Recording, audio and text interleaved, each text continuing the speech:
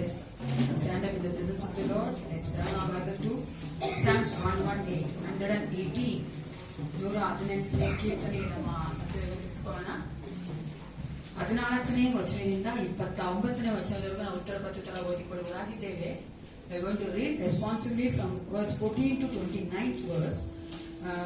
ಆ 29ನೇ ವಚನ ನಾವೆಲ್ಲರೂ ಒಟ್ಟಾಗಿ ಓದಿಕೊಳ್ಳುವರಾಗಿದ್ದೇವೆ. 14ನೇ ವಚನ ನಾವು ಸ್ಟೇಜ್ ಮೇಲೆ ಓದಬೇಕಾದ್ರೆ ನೀವು 15ನೇ ವಚನ ಓದಬೇಕು. ಅದೇ ಕೊನೆಯದಾಗಿ 29ನೇ ವಚನ ನಾವೆಲ್ಲರೂ ಒಟ್ಟಾಗಿ ಓದಿಕೊಳ್ಳುವರಾಗಿದ್ದೇವೆ. ಪ್ರಿಯರೇ, ಕೀರ್ತನೆಗಳು 118, 14ನೇ ವಚನ. ನನ್ನ ಬಲವು ಕೀರ್ತನೆಯು ಯಾಹುವೇ, ಆತನಿಂದ ನನಗೆ ರಕ್ಷಣೆ ಉಂಟಾಯಿತು.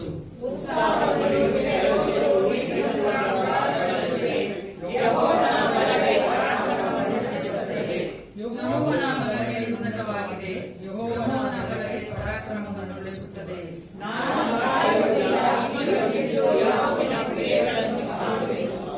ಯಾರು ನನ್ನನ್ನು ಕಠಿಣವಾಗಿ ಶಿಕ್ಷಿಸಿದನು, ಮರಣಕ್ಕೆ ಒಪ್ಪಿಸಲಿಲ್ಲ.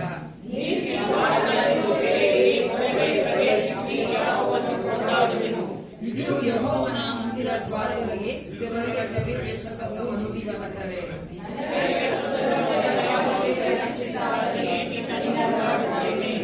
ಮನೆ ಕಟ್ಟುವವರು ಬೇಡವೆಂದು ಬಿಟ್ಟಕ್ಕಾಗಿ ಮುಖ್ಯವಾದ ಮೂಲಗಳಾಯಿತು.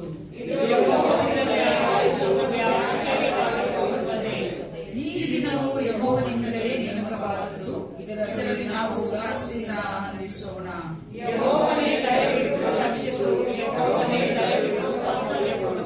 ಯೆಹೋವನ ಹೆಸರಿನಲ್ಲಿ ಒಳಗೆ ಬರುವವನಿಗೆ ಆಶೀರ್ವಾದ. ಯೆಹೋವನ ಮಂದಿರದಲ್ಲಿರುವ ನಾವು ನಿನ್ನನ್ನು ಆಶೀರ್ವದಿಸುತ್ತೇವೆ.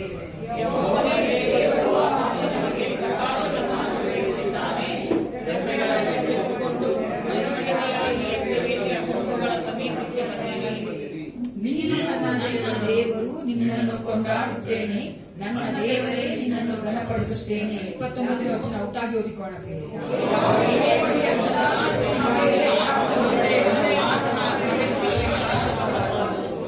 ಹೌದು ಪ್ರಿಯರೇ, ನಾವು ಈ ಒಂದು ಸಮಯದಲ್ಲಿ ಆತನ ಸನ್ನಿಧಾನಕ್ಕೆ ಬಂದಿರುವಂತದ್ದು ಆತನನ್ನು ಕೊಂಡಾಡುವುದಕ್ಕಾಗಿ, ಆತನ ಹೆಸರನ್ನು ಘನಪಡಿಸುವುದಕ್ಕಾಗಿ, ಆತನ ವಾಕ್ಯಗಳನ್ನು ಕೇಳುವುದಕ್ಕಾಗಿ. ಪ್ರಿಯರೇ, It's joy to be in the presence of the Lord. ನಾವು ಆತನ ಸನ್ನಿಧಾನಕ್ಕೆ ಬರುವಂತದ್ದು ಸಂತೋಷಪೂರ್ವಕ ಒಂದು ಕಾರ್ಯವಾಗಿದೆ. ಯಾರಿಗ ಸಂತೋಷವಾಗಿದೆ? ಹಾಲೆಲೂಯಾ.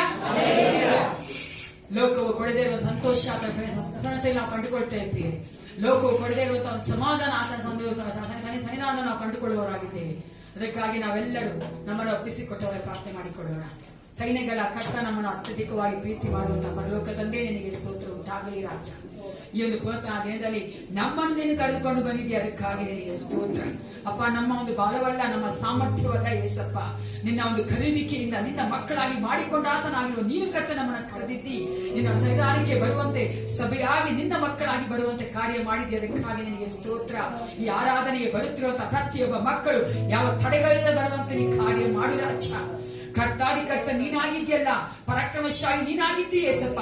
ಸರ್ವ ಅಧಿಕಾರವುಳ್ಳ ದೇವ ನೀನು ಕರ್ತನೆ ಅಪ್ಪ. ಈ ಆರಾಧನೆಯ ಮೊದಲುಗೊಂಡು ಕೊನೆಯವರೆಗೂ ನಿನ್ನ ಮಕ್ಕಳನ್ನು ಕರ್ತ ನಿನ್ನ ಅಭಿಷೇಕ ತುಂಬಿಸು. ನಿನ್ನ ಪ್ರಸನ್ನತೆಯನ್ನು ಕಂಡುಕೊಂಡಂತ ಮಕ್ಕಳಾಗಿ, ನಿನ್ನ ವಾಕ್ಯಗಳು ಕರ್ತ ನಮ್ಮ ಹೃದಯದಲ್ಲಿ ಮಾತನಾಡುವಂತ ವಾಕ್ಯಗಳಾಗಿ ಏಸಪ್ಪ. ಹೌದು ರಾಜ, ಸಂಡೇ ಸ್ಕೂಲ್ ಮಕ್ಕಳನ್ನ, ಟೀಚರ್ಸ್ ಗಳನ್ನ ಆಶೀರ್ವದಿಸು ಅಪ್ಪ ಏಸಪ್ಪ. ಮೊದಲುಗೊಂಡು ಕೊನೆಯವರೆಗೂ ನೀನೇ ನಮ್ಮೊಂದಿಗಿದ್ದು ನಡೆಸಿಕೊಡಬೇಕೆಂದು ಯೇಸು ಕ್ರಿಸ್ತನ ಆಶ್ಚರ್ಯಕರವಾದ ನಾಮದಲ್ಲಿ ಪ್ರಾರ್ಥಿಸುವಳಾಗಿದ್ದೇನೆ. ಒಳ್ಳೆಯ ಪಿತನೇ, ಆಮೆನ್. Hallelujah. ದೇವರು ಈ ಮುಂಜಾನೆ ನಮ್ಮ ಮಧ್ಯದಲ್ಲಿ ಪ್ರಸನ್ನನಾಗಿದ್ದಾನೆ. ದೇವರೇ ಈ ದಿನವನ್ನು ನಮಗೆ ನೇಮಕ ಮಾಡಿಕೊಟ್ಟಿದ್ದಾನೆ. ಪ್ರಿಯರು, ಆ ದಿನ ಅವರು ದುಃಖದಿಂದ ಯೇಸು ಕ್ರಿಸ್ತನ ಸಮಾಧಿಯ ಬಳಿಗೆ ಹೋದರು. ಆದರೆ ಅವರು ಸಂತೋಷದಿಂದ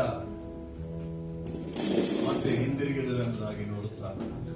ಒಂದು ಸಂದೇಶದಿಂದ ಅವರು ತನ್ನ ಮನೆಗಳಿಗೆ ಹಿಂದಿರುಗಿದರು ಎಂಬುದಾಗಿ ನೋಡುತ್ತಾರೆ. ಆ ಸಂದೇಶ ಇಂದಿನ ಭೂಲೋಕದ ಎಲ್ಲಾ ಜನರಿಗೆ ಸಾರಲ್ಪಟ್ಟಂತ ಒಂದು ವಿಶೇಷವಾದ ಸಂದೇಶವಾಗಿದೆ. ಅದರಿಂದಲೇ ಕೀರ್ತನೆಗಾರನು ಹೇಳುತ್ತಾನೆ, ಆ ದಿನವು ಯೆಹೋವನಿಂದಲೇ ನೇಮಕವಾದದ್ದು, ಅದರಲ್ಲಿ ನಾವು ಉಲ್ಲಾಸದಿಂದ ಆನಂದಿಸೋಣ ಅಂತ.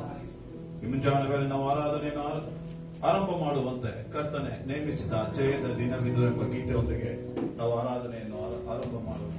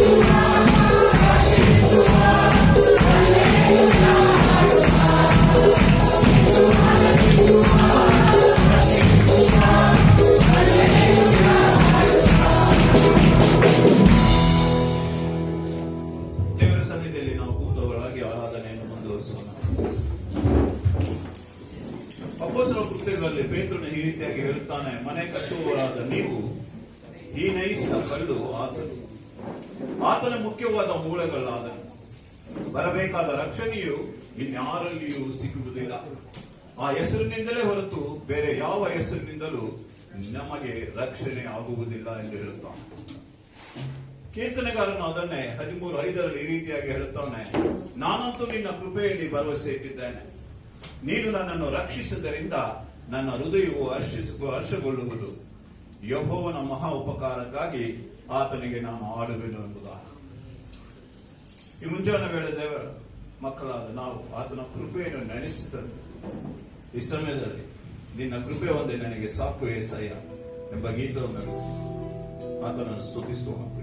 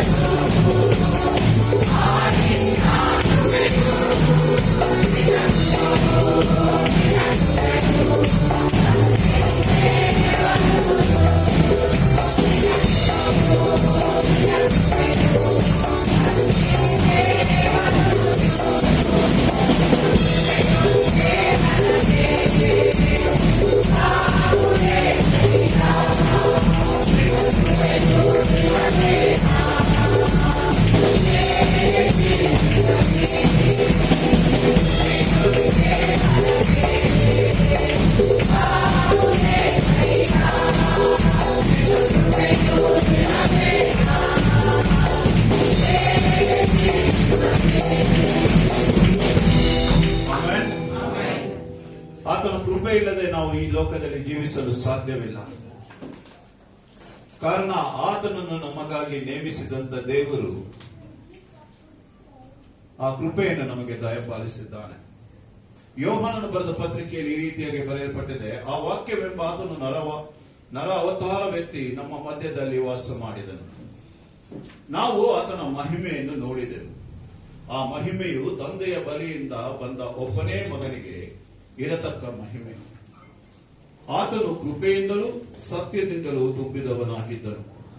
ಧರ್ಮಶಾಸ್ತ್ರವೋ ಮೋಶೆಯ ಮುಖಾಂತರ ಕೊಡಲ್ಪಟ್ಟಿತು.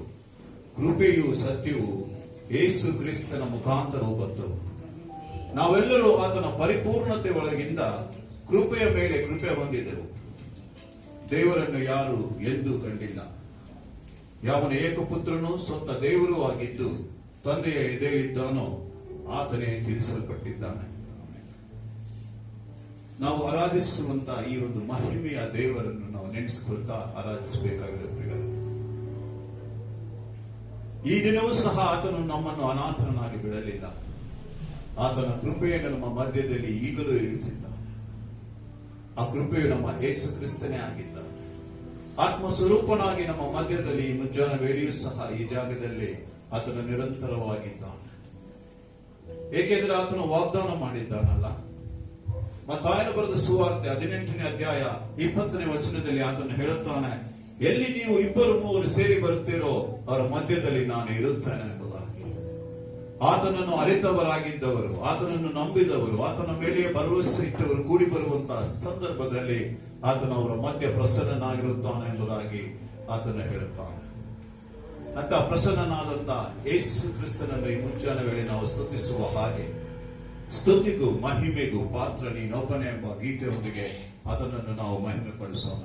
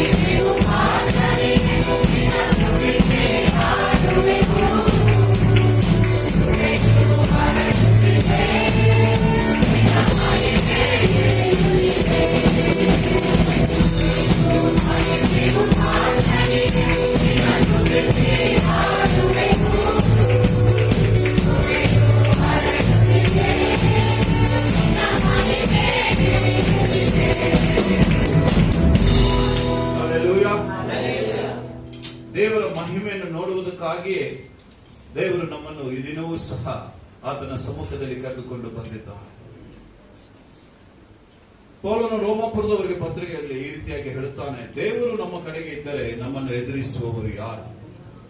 ಸ್ವಂತ ಮಗನನ್ನು ಉಳಿಸಿಕೊಳ್ಳದೆ ಆತನು ನಮಗೆಲ್ಲರಿಗೋಸ್ಕರ ಒಪ್ಪಿಸಿಕೊಟ್ಟನಲ್ಲ. ಮಗನನ್ನು ಕೊಟ್ಟ ಮೇಲೆ ಸಮಸ್ತವನ್ನು ನಮಗೆ ದಯಪಾಲಿಸದೆ ಇರುವನೇ? ದೇವರೇ ನಮ್ಮನ್ನು ನೀತಿವಂತನೆಂದು ನಿರ್ಣಯಿಸಿದರೆ ಅಪರಾಧಿಗಳೆಂದು ನಿರ್ಣಯಿಸುವವರು ಯಾರು? ಮುಂಜಾನೆಗಳಿಂದ ಪ್ರಿಯ ಮಕ್ಕಳಾದ ನಾವು ದೇವರ ಸಮ್ಮುಖದಲ್ಲಿ ನಮ್ಮನ್ನು ನಾವು ನೀತಿವಂತರಾಗಿ ಎನಿಸಿಕೊಳ್ಳಲು ಸಾಧ್ಯವಿಲ್ಲ. ದೇವರು ಮಾಡಿದ ಕೃಪೆ, ದೇವರು ನಮಗೆ ಅನುಗ್ರಹಿಸಿದಂತ ಕೃಪೆಯ ನಿಮಿತ್ತವಾಗಿಯೇ ನಾವು ಆತನ ಸನ್ನಿಧಿಯಲ್ಲಿ ನೀತಿವಂತರಾಗಿದ್ದಾರೆ. ನೀತಿವಂತರಾದ ನಾವುಗಳು ಆತನನ್ನು ಸ್ತುತಿಸುವಾಗ ಆತನ ಹೃದಯ ಸಂತೋಷಗೊಳ್ಳುತ್ತದೆ. ಏಕೆಂದ್ರೆ ನಾವು ದುಷ್ಟರ ಜೀವಿತ ನಡೆಸಿದಾಗ ಆತನ ಹೃದಯ ಎಷ್ಟು ನೊಂದಿತ್ತು, ಈಗ ನಾವುಗಳು ಆತನನ್ನು ಸ್ತುತಿಸುವಾಗ ಆತನ ಹೃದಯ ಅಷ್ಟೇ ಹರ್ಷಗೊಳ್ಳುತ್ತದೆ. ಅದಕ್ಕಾಗಿ ನಾವು ಆತನನ್ನು ಕೀರ್ತನೆಗಳಿಂದಲೂ ಹಾಡುಗಳಿಂದಲೂ ಗೀತೆ ಮಾಡುತ್ತಾ ಆತನನ್ನು ನಾವು ಆರಾಧಿಸುತ್ತಾ ಇದ್ದಾರೆ. ಆತನನ್ನು ಮುಂದೆ ಆರಾಧಿಸುವಂತೆ ನಿನ್ನ ಎಷ್ಟು ಸ್ತುತಿಸಿದರು ಸಾಲದು ಏಸಯ್ಯ ಎಂಬ ಗೀತೆಯೊಂದಿಗೆ ನಾವೆಲ್ಲರೂ ನಮ್ಮನ್ನು ಅರ್ಪಿಸುತ್ತಾ ಆತನಿಗೆ ಈ ಗೀತೆಯನ್ನು ಹಾಡಿಕೊಳ್ಳೋಣ.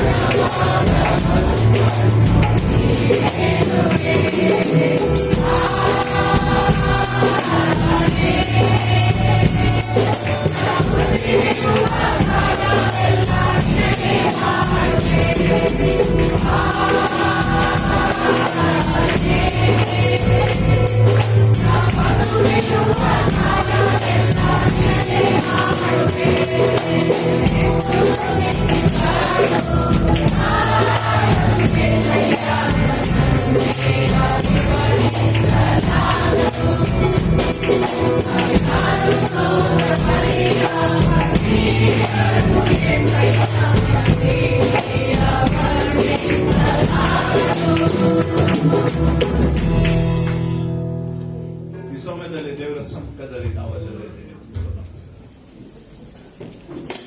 ಯಾವುದಕ್ಕೂ ಬಾರದಂತ ನಮ್ಮನ್ನು ಪ್ರೀತಿಸಿ ಅತಿಶಯವಾಗಿ ನಮ್ಮನ್ನು ಆತನು ಅದ್ಭುತಗಳಿಂದ ನಡೆಸಿಕೊಳ್ಳುತ್ತಾ ಬರುತ್ತಿದ್ದ. ನಾವು ಯಾರ ಕೈಯಲ್ಲಿದ್ದೇವೆ, ಯಾರು ನಮ್ಮನ್ನು ಉನ್ನತವಾಗಿ ನಡೆಸುತ್ತಾ ಇದ್ದಾನೋ ಅಂತ ದೇವನ ಸಮ್ಮುಖದಲ್ಲಿ ಮುಂಜಾನೆ ವೇಳೆ ನಾವೆಲ್ಲರೂ ಬಾಯಿ ತೆಗೆದು ಆತನನ್ನು ಒಂದು ಬಾರಿ ಒಟ್ಟಾಗಿ ಸ್ತುತಿಸೋಣ. ಸ್ತೋತ್ರ ದೇವಾದ ದೇವನಾದ ನಿನ್ನಂತ ಒಳ್ಳೆಯ ದೇವರನ್ನು ನಾವು ಕಂಡುಕೊಂಡದಕ್ಕಾಗಿ ಸ್ತೋತ್ರ. ನೀನು ನಮಗಾಗಿ ಪರಲೋಕವನ್ನು ತ್ಯಜಿಸಿಕೊಂಡದಕ್ಕಾಗಿ ಉನ್ನತನಾಗಿ ನಮ್ಮ ಮಧ್ಯದಲ್ಲಿ ನೀನು ವಾಸ ಮಾಡಬೇಕಾಗಿ ಸ್ತೋತ್ರ. ನಿನ್ನ ಕೃಪಾವರಗಳಿಂದ ನಮ್ಮನ್ನು ತುಂಬಿಸಿದ್ದೆ, ಅದಕ್ಕಾಗಿ ರಕ್ಷಕನು ನೀನಾಗಿದ್ದೆ, ಅದಕ್ಕಾಗಿ ನಿನಗೆ ನಮ್ಮ ಸ್ತೋತ್ರಗಳನ್ನು ಸಲ್ಲಿಸುತ್ತೇನೆ. ದೇವರ ಕೃಪೆಯಾಗಿ ನಮ್ಮ ಮಧ್ಯದಲ್ಲಿ ನಮ್ಮ ದಯೆಯಾಗಿ ನಿನಗೆ ಸ್ತೋತ್ರ. ಮಹಾನತನಾದ ದೇವರು ನೀನಾಗಿದ್ದೆ, ಅದಕ್ಕಾಗಿ ನಿನಗೆ ಸ್ತೋತ್ರ. ಸರ್ವ ಕಾರ್ಯಗಳನ್ನು ಮಾಡುತ್ತಾ ನಮ್ಮ ಮಧ್ಯದಲ್ಲಿ ಏನಿಲ್ಲವೂ ಸಹ ನೀನು ನಿರಂತರನಾಗಿದ್ದೆ, ಅದಕ್ಕಾಗಿ ಸ್ತೋತ್ರ. ನಿರಂತರವು ಜೀವಿಸುವಾಗಲೂ ನೀನೇ ಆಗಿದ್ದೆ, ಅದಕ್ಕಾಗಿ ಸ್ತೋತ್ರ. ಹಲವು ಪರಾಕ್ರಮವು ನಿನ್ನದೇ, ಅದಕ್ಕಾಗಿ ನಾವು ನಿಮಗೆ ಸ್ತೋತ್ರ ಮಾಡುತ್ತಾರೆ. ಎಲ್ಲ ಮಹಿಮೆ ನಿನ್ನದಯ, ಅದಕ್ಕಾಗಿ ಸ್ತೋತ್ರ. ಎಲ್ಲ ಮಹತ್ವಗಳು ನಿನ್ನದಯ, ಅದಕ್ಕಾಗಿ ಸ್ತೋತ್ರ. ನಿನ್ನಲ್ಲಿರುವಂತಹ ನಿನ್ನ ಮಕ್ಕಳಿಗೆ ಮನಃಶಾಂತಿಯನ್ನು ದಯಪಾಲಿಸುವಂತ ದೇವರು ನೀನಾಗಿದ್ದೆ, ಅದಕ್ಕಾಗಿ ಸ್ತೋತ್ರ. ಕರದಾತನು ನೀನು ನಂಬಿಗಸ್ತನೇ ಆಗಿದ್ದೆ, ಅದಕ್ಕಾಗಿ ಸ್ತೋತ್ರ. ನಮ್ಮನ್ನು ಕೈ ಹಿಡಿದು ನಡೆಸುವಾತನೇ ಆಗಿದ್ದೆ, ಅದಕ್ಕಾಗಿ ಸ್ತೋತ್ರ. ನಮ್ಮ ಜೊತೆಗಾರನೇ ಆಗಿದ್ದೆ, ಅದಕ್ಕಾಗಿ ಸ್ತೋತ್ರ. ಒಂದು ಕಾಲವು ಕೈ ಬಿಡದೆ ಕಾಯುವ ಕರ್ತನು ನೀನಾಗಿದ್ದೆ, ಅದಕ್ಕಾಗಿ ಸ್ತೋತ್ರ. ಕುರಿ ಮಂದೆಯನ್ನು ಕಾಯುವಂತೆ ನಮ್ಮನ್ನು ಕಾಯುವ ಒಳ್ಳೆಯ ಕುರುಬನು ನೀನಾಗಿದ್ದೆ, ಅದಕ್ಕಾಗಿ ಸ್ತೋತ್ರ. ಅಲ್ಲಿದ್ದವರ ಮುಂದೆ ನಮ್ಮನ್ನು ಬೇಡಿಕೆತ್ತಿದಂತ ದೇವರು ನೀನು, ಅದಕ್ಕಾಗಿ ಸ್ತೋತ್ರ. ಕರೆದು ನಮ್ಮನ್ನು ಕರ್ತನೆ ರೂಪಿಸಿ ನಿನ್ನ ಕರಗಳಲ್ಲಿ ಇಟ್ಟುಕೊಂಡು ಕಣ್ಮಣಿಯಂತೆ ಒಂದೊಂದು ದಿನವು ಕಾಯುತ್ತಾ ಬರುತ್ತದೆ, ಅದಕ್ಕಾಗಿ ಸ್ತೋತ್ರ. ಬಿಡುಗಡೆಯ ನಾಯಕನೇ ನಿನಗೆ ನಾವು ಸ್ತೋತ್ರಗಳನ್ನು ಸಲ್ಲಿಸ್ತೇವೆಯ. ನಿನ್ನನ್ನು ಕರ್ತನೆ ಮುಂಜಾನೆಗಳ ಪರಲೋಕದಲ್ಲಿ ಮಾತ್ರವಲ್ಲ, ಭೂಲೋಕದಲ್ಲಿರುವ ನಾವುಗಳು ಸಹ ನೀನೇ ಒಳ್ಳೆಯವನು ಎಂಬುದಾಗಿ ಬಾಳುತ್ತಾ ಇದ್ದೇವೆಯ. ನೀನೇ ನಮಗೆ ರಾಜನ ಎಂಬುದಾಗಿ ಕೂಗುತ್ತಾ ಇದ್ದೇವೆಯ. ನೀನೇ ನಮ್ಮ ಒಡೆಯನು, ನಮ್ಮ ರಕ್ಷಕನು, ನಮ್ಮನ್ನು ಕೈ ಬಿಡದೆ ಕಾಯುವ ಪ್ರತಿನಿತ್ಯವನ್ನು ಮುಂದಿರುವಂತ ದೇವಾದ ದೇವರು ನೀನೊಬ್ಬನೇ ಎಂಬುದಾಗಿ ಬಾಳುತ್ತಾ ಇದ್ದೇವೆಯ. ಕಾರಣ ಪರಲೋಕದಲ್ಲಿ ಮಾತ್ರವಲ್ಲ, ಯೋಹಾನನಿಗೆ ನೀನು ಕೊಟ್ಟಂತ ದರ್ಶನ ಪರಲೋಕದಲ್ಲಿ ಇದೀನ ಭೂಲೋಕದಲ್ಲಿ ನಿನ್ನ ಮಕ್ಕಳಾದ ನಾವುಗಳು ಸಹ ನಿನಗೆ ಎಲ್ಲ ಮಹಿಮೆಯನ್ನು ಸಲ್ಲಿಸ್ತಾ ಇದ್ದೇವೆಯ.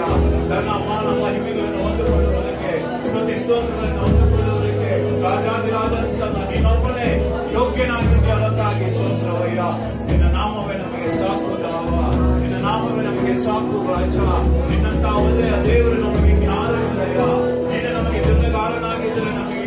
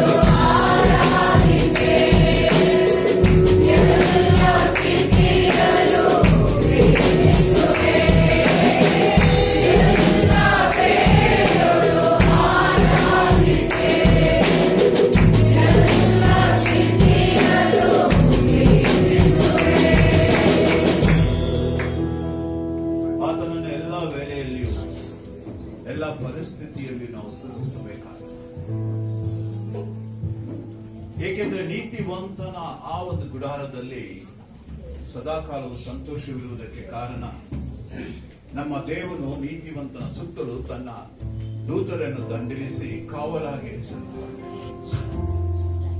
ಆತನು ಹೇಳುತ್ತಾನೆ, ನನ್ನ ಪರಾಕ್ರಮದಿಂದ ನಾನು ನಿನ್ನನ್ನು ಕಾಯುತ್ತೇನೆ ಎಂಬುದಾಗಿ.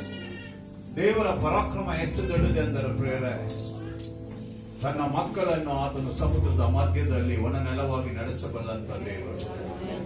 ಅರಣ್ಯದಲ್ಲಿ ಆತನು ತನ್ನ ಮಕ್ಕಳಿಗಾಗಿ ಇದು ವಿಶೇಷವಾದಂತಹ ಒಂದು ಸೊಂಪಾದಂತಹ ಒಂದು ಒಳ್ಳೆಯದಾದಂತಹ ಒಂದು ಸದಾಕಾಲ ಆ ಒಂದು ಮರುಭೂಮಿಯಲ್ಲಿ ಸಹ ಬಿಸಿಲಿಲ್ಲದ ಹಾಗೆ ತಾನು ತನ್ನ ವಿಶೇಷವಾದಂತಹ ರಕ್ಷಣೆಯ ಆ ಒಂದು ಕಾರ್ಯಗಳನ್ನು ನಡೆಸಲು ಬಲವುಳ್ಳಂತ ದೇವರನ್ನು ನಾವು ಆರಾಧಿಸ್ತಾ ಇದ್ದೇವೆ. ಆರಾಧನೆ ಮಾಡುವಾಗ ನಾವು ನಮ್ಮನ್ನೇ ಆತನಿಗೆ ಸಮರ್ಪಿಸುತ್ತಾ ಇದ್ದೇವೆ.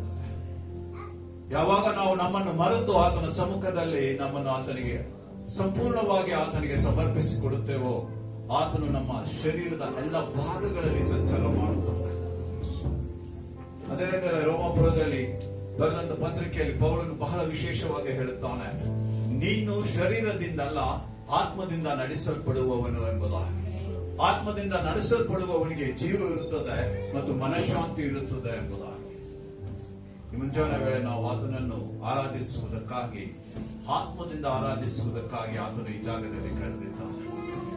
ಸಮಾರ್ಯದ ಹೆಸರಿಗೆ ಆತನು ಹೇಳುತ್ತಾನೆ, ತಂದೆಯಾದ ದೇವರು ಆಗಲೇ ಸಂಕಲ್ಪ ಮಾಡಿದ ಮೇರೆಗೆ ತನ್ನ ಮಕ್ಕಳನ್ನು ಆರಾಧನೆಗಾಗಿ ಕರೆಯುತ್ತಾನೆ ಎಂಬುದಾಗಿ. ನಾನು ಇಸ್ರಾಯೇಲನ್ನು ಅರಿಯೆನು, ನಾನು ಅಬ್ರಹಾಮನನ್ನು ತಿಳಿಯೆನು, ಆದರೆ ನನ್ನನ್ನು ಕರೆದಂತಹ ಯೇಸು ಕ್ರಿಸ್ತನನ್ನು ನಾನು ಬಲ್ಲೆ. ಅದರಿಂದಲೇ ಆತನನ್ನು ಆರಾಧಿಸುವುದಕ್ಕಾಗಿ ಮುಂಚಾನೆ ವೇಳೆ ಆತನ ಸಮ್ಮುಖದಲ್ಲಿ ನಾನು ನಿಂತಿದ್ದೇನೆ. ಸಂಪೂರ್ಣವಾಗಿ ಆತನಿಗೆ ಒಪ್ಪಿಸಿಕೊಟ್ಟವರಾಗಿ ಆರಾಧನೆ ಇಮ್ಮಾನುವೇಲನೆ ಎಂಬ ಗೀತೊಂದಿಗೆ ಆತನನ್ನು ಆರಾಧಿಸುವ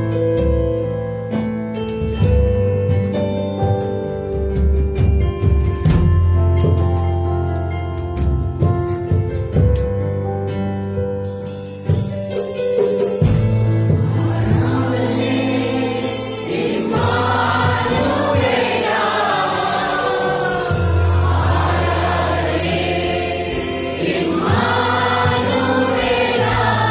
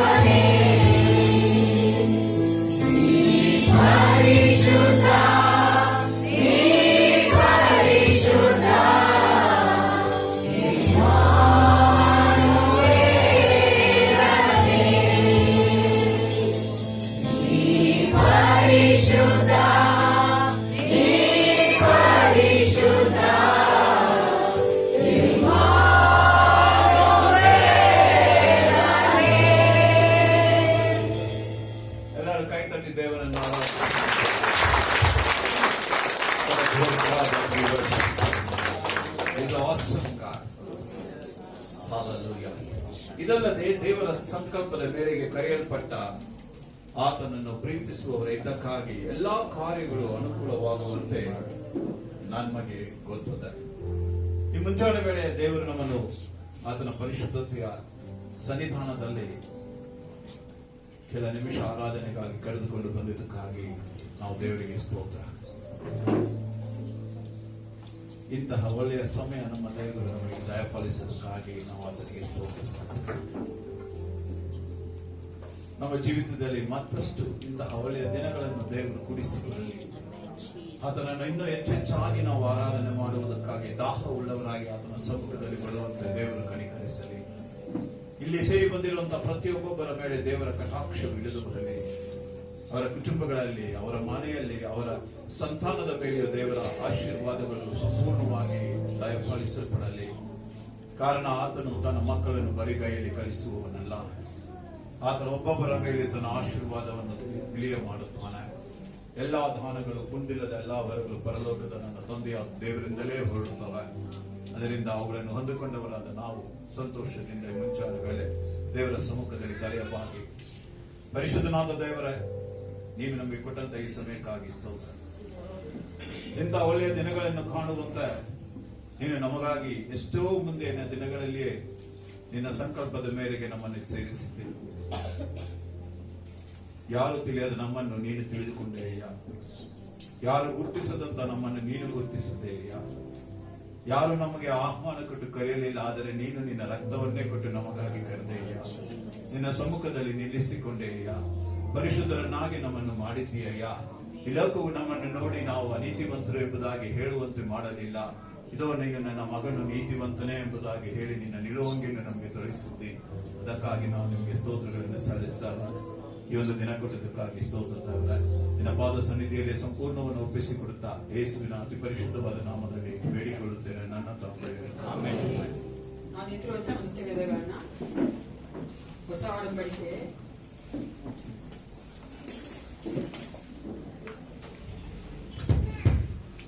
2ನೇ ಕೊರಿಂಥದವರ ಪತ್ರಿಕೆ 12ನೇ ಅಧ್ಯಾಯ ತಿಳಿಸ್ಕೊಳ್ಳೋಣ.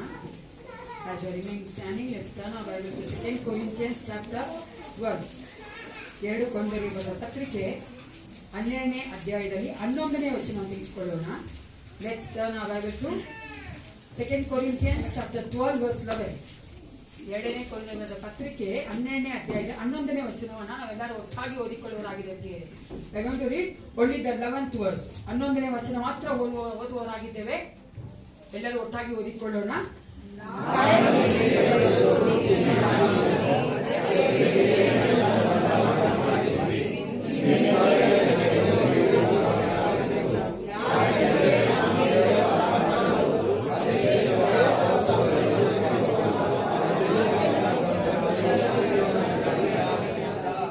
ಯಾವ ವಚನ ಓದಿದ್ರಿ?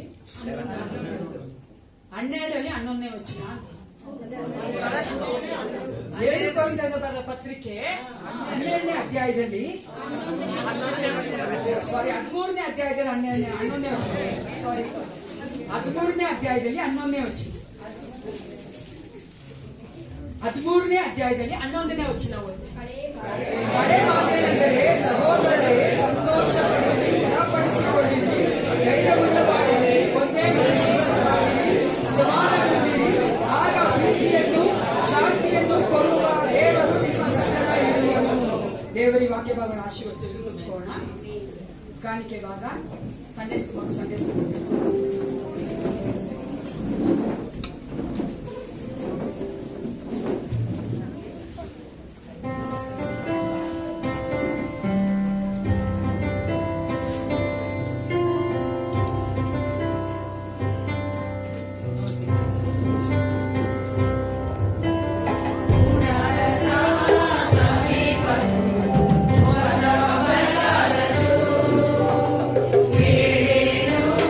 ನಿನ್ನ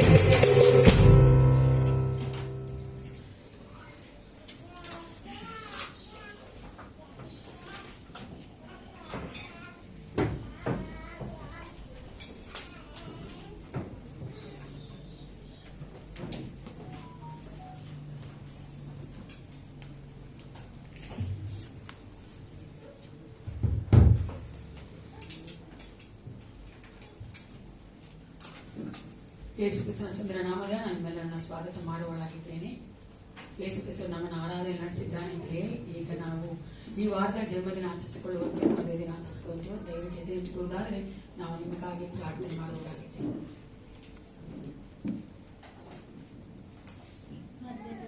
ಮದುವೆ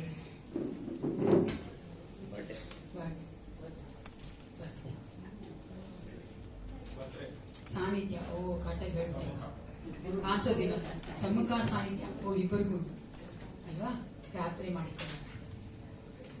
ದೇವಾದಿ ದೇವನು ಕರ್ತಾದಿ ಕರ್ತನು ನಮ್ಮನ್ನು ರಕ್ಷಣೆಗೆ ನಡೆಸಿದಂತ ಪರಲೋಕ ತಂದೆ, ಈ ಒಂದು ವಿಶೇಷವಾದಂತ ಪುನಃ ದಿನಕ್ಕಾಗಿ ನಿನಗೆ ಸ್ತೋತ್ರ ಉಂಟಾಗಲಿ ರಾಜ. ಏಸಪ್ಪ, ನಿನ್ನ ಕೃಪೆ ನಿನ್ನ ಪ್ರೀತಿ ಕರುಣೆಯಿಂದ ನಮ್ಮನ್ನು ಕರ್ತನೆ ಜಾಗದಲ್ಲಿ ಸೇರಿಸಿದ್ದಿ ಅಪ್ಪ. ನಾವು ಕರ್ತನೆ ವಿಧ ವಿಧವಾದಂತ ಕರ್ತನೆ ಬ್ಯಾಕ್ಗ್ರೌಂಡ್ ಬಂದವರಾದರೂ ಸಹ ಕರ್ತ ನಿನ್ನ ನಾಮದಲ್ಲಿ ತಂದೆ ಎಂಬ ನಿನ್ನ ಒಂದು ನಾಮದ ನಾವೆಲ್ಲರೂ ಒಂದಾಗಿದ್ದೇವೆ ಏಸಪ್ಪ, ಒಂದೇ ಕುಟುಂಬದವರಾಗಿದ್ದೇವೆ. ಅದಕ್ಕಾಗಿ ನಿನಗೆ ಸ್ತೋತ್ರ ಉಂಟಾಗಲಿ ರಾಜ. ಒಂದು ವಿಶೇಷವಾದ ಸಮಯದಲ್ಲಿ ನನ್ನ ಮಗಳಾದ ಕರ್ತನೆ ಗೌರಿಯನ್ನ ಕರ್ತನೆ ಅವರ ಗಂಡ ನಿನಗೆ ಒಪ್ಪಿಸಿ ಕೊಡುತ್ತೇನಪ್ಪ ರಾಜ. ಮಕ್ಕಳಿಗೆ ಒಂದು ವರ್ಷವನ್ನ ಕೊಟ್ಟಿದ್ದೆ, ಅದಕ್ಕಾಗಿ ನಿನಗೆ ಸ್ತೋತ್ರ. ಅವರ ಮದುವೆಯ ಕರ್ತನೆ ದಿನವನ್ನು ಆಶೀರ್ವದಿಸು ಸ್ವಲ್ಪ ವಿಶೇಷವಾಗಿ ಅವರ ಗಂಡನ ಮುಟ್ಟಬೇಕೆ ನಾನು ಬೇಡುತ್ತೇನೆ. ನಿನ್ನ ಮಗನಾಗಿ ಮಾರ್ಪಡಿಸಿಕೊಡುತ್ತಂತ ಗಂಡ ಹೆಂಡತಿಗಳಿಗೆ ಒಳ್ಳೆ ಅನ್ಯೋನ್ಯತೆಯನ್ನು ಕೊಡು. ಸ್ವಲ್ಪ ಇನ್ನೂ ಹೆಚ್ಚಾಗಿ ಕರ್ತನೆ ಅವರೊಬ್ಬರನ್ನೊಬ್ಬರು ಅರ್ಥ ಮಾಡಿಕೊಳ್ಳುವಂತೆ ಕಾರ್ಯ ಮಾಡು. ಮುಂಬರುವ ವರ್ಷದಲ್ಲಿ ಏಸಪ್ಪ ನೀನು ಮಹಿಮೆಯಾದ ಕಾರ್ಯವನ್ನು ಆ ಮಗಳ ಜೀವಿತದಲ್ಲಿ ಮಾಡಬೇಕೆ ನಾನು ಬೇಡುತ್ತೇನೆ. ಮಗಳು ತನ್ನ ಗಂಡನೊಂದಿಗೆ ಈ ಸಭೆಗೆ ಬರುವಂತೆ ನೀನು ಕಾರ್ಯ ಮಾಡು. ಎಲ್ಲ ಕರ್ತನೆ ಬೇಡದ ಕಾರ್ಯಗಳು ಆ ಕುಟುಂಬದ ಕರ್ತನೆ ಬಿಟ್ಟು ಹೋಗುವಂತೆ ಕರ್ತನೆ ಕಾರ್ಯ ಮಾಡು ರಾಜ. ನಿನ್ನ ಮಕ್ಕಳಾಗಿ ಕರ್ತನೆ ಬಲಪಡಿಸಿ ನಡೆಸಬೇಕೆ ನಾನು ಬೇಡಿಕೊಳ್ಳುತ್ತೇನೆ. ಆ ಜಾಯ್ಸ್ ಮಗ ನೀನು ಒಪ್ಪಿಸಿಕೊಡುತ್ತೇನಪ್ಪ. ಕಳೆದ ವರ್ಷ ನೀನು ಆ ಮಗಳ ಅದ್ಭುತವಾಗಿ ನಡೆಸಿದ್ದಿ ಅಪ್ಪ. ಮುಂದಿನ ವರ್ಷವೂ ಸಹ ಕರ್ತನೆ ಒಳ್ಳೆ ಆರೋಗ್ಯ ದಯಪಾಲಿಸಿಕೊಡು, ಜ್ಞಾನ ಕೊಡು. ಇನ್ನೂ ಅಧಿಕವಾಗಿ ನಿನ್ನ ರಾಜ್ಯಕ್ಕಾಗಿ ದುಡಿಯುವಂತ ಮಗಳಾಗಿ ಕರ್ತನೆ ಬಲಪಡಿಸಿ ನಡೆಸಿಕೊಡಬೇಕೆ ನಾನು ಬೇಡುತ್ತೇನಪ್ಪ ರಾಜ. ನೀನೆಲ್ಲವನ್ನೂ ಬಲ್ಲಾತನಾಗಿದ್ದೆ. ಆ ಮಗಳ ಹೃದಯದ ಆಸೆಯನ್ನು ಬಲ್ಲಾತ ನೀನು ಕರ್ತನೆ. ಅನೇಕ ಮಕ್ಕಳಿಗೆ ಒಂದು ಮಾದರಿಯಾಗಿರುವಂತೆ ನೀನು ಕಾರ್ಯ ಮಾಡು ರಾಜ. ಅಪ್ಪ, ನಿನ್ನ ಮಗನಾದ ಡೇವಿಡ್ ನಿಂಗೆ ಒಪ್ಪಿಸಿಕೊಡುತ್ತೇನಪ್ಪ. ಆ ಮಗನ ಸಹ ಆಶೀರ್ವದಿಸು ಅಪ್ಪ. ಹೌದು ರಾಜ, ಈ ವಯಸ್ಸಾದ ಕಾಲದಲ್ಲಿ ಆ ಮನೆಗೆ ಕೊಟ್ಟಿರುವಂತಹ ಉತ್ಸಾಹಕ್ಕಾಗಿ ನಿನಗೆ ಸ್ತೋತ್ರ ಕರ್ತನೆ. ನಿನ್ನ ಮಗನಾಗಿ ಬಲಪಡಿಸು ಕರ್ತ. ಮುಂದಿನ ವರ್ಷವೂ ಸಹ ಕರ್ತನೆ ಇನ್ನೂ ಅಧಿಕವಾಗಿ ಕರ್ತನೆ ನಿನಗಾಗಿ ಕರ್ತನೆ ಆ ಮಗ ನಿಲ್ಲುವಂತೆ ಕಾರ್ಯ ಮಾಡು. ಒಳ್ಳೆ ಆರೋಗ್ಯ ದಯಪಾಲಿಸಿ ಕೊಡು ಕರ್ತ. ಹೋಗೋಣ ಬರೋಣ ಆಶೀರ್ವದಿಸು ಕರ್ತನೆ. ಕುಟುಂಬದಲ್ಲಿ ಆ ಮಗನು ಏಸಪ್ಪ ಹೌದು ರಾಜ ನಿನಗೆ ಮಾದರಿಯಾಗಿ ನಿಲ್ಲುವಂತೆ, ಆ ಮಗನು ಇರುವಂತ ಕಡೆ ಸಮಾಧಾನ ಇಳಿದು ಬರುವಂತೆ ಏಸಪ್ಪ ಅವರಿಬ್ಬರನ್ನು ಕರ್ತನೆ ಗಂಡ ಹೆಂಡತಿನ ಮಗನ ಸೊಸೆನ ಆಶೀರ್ವದಿಸಿ ನಡೆಸಿಕೊಡಬೇಕು ನಾವು ಒಪ್ಪಿಸಿಕೊಡುತ್ತೇನೆ. ಈ ಒಂದು ಸಮಯದಲ್ಲಿ ರಾಜ ಚಿಕ್ಕ ಮಕ್ಕಳಾದ ಕರ್ತನೆ ಸಮ್ಮುಖ ಸಾನಿಧ್ಯನಿಗೆ ಒಪ್ಪಿಸಿಕೊಡುತ್ತೇನೆ.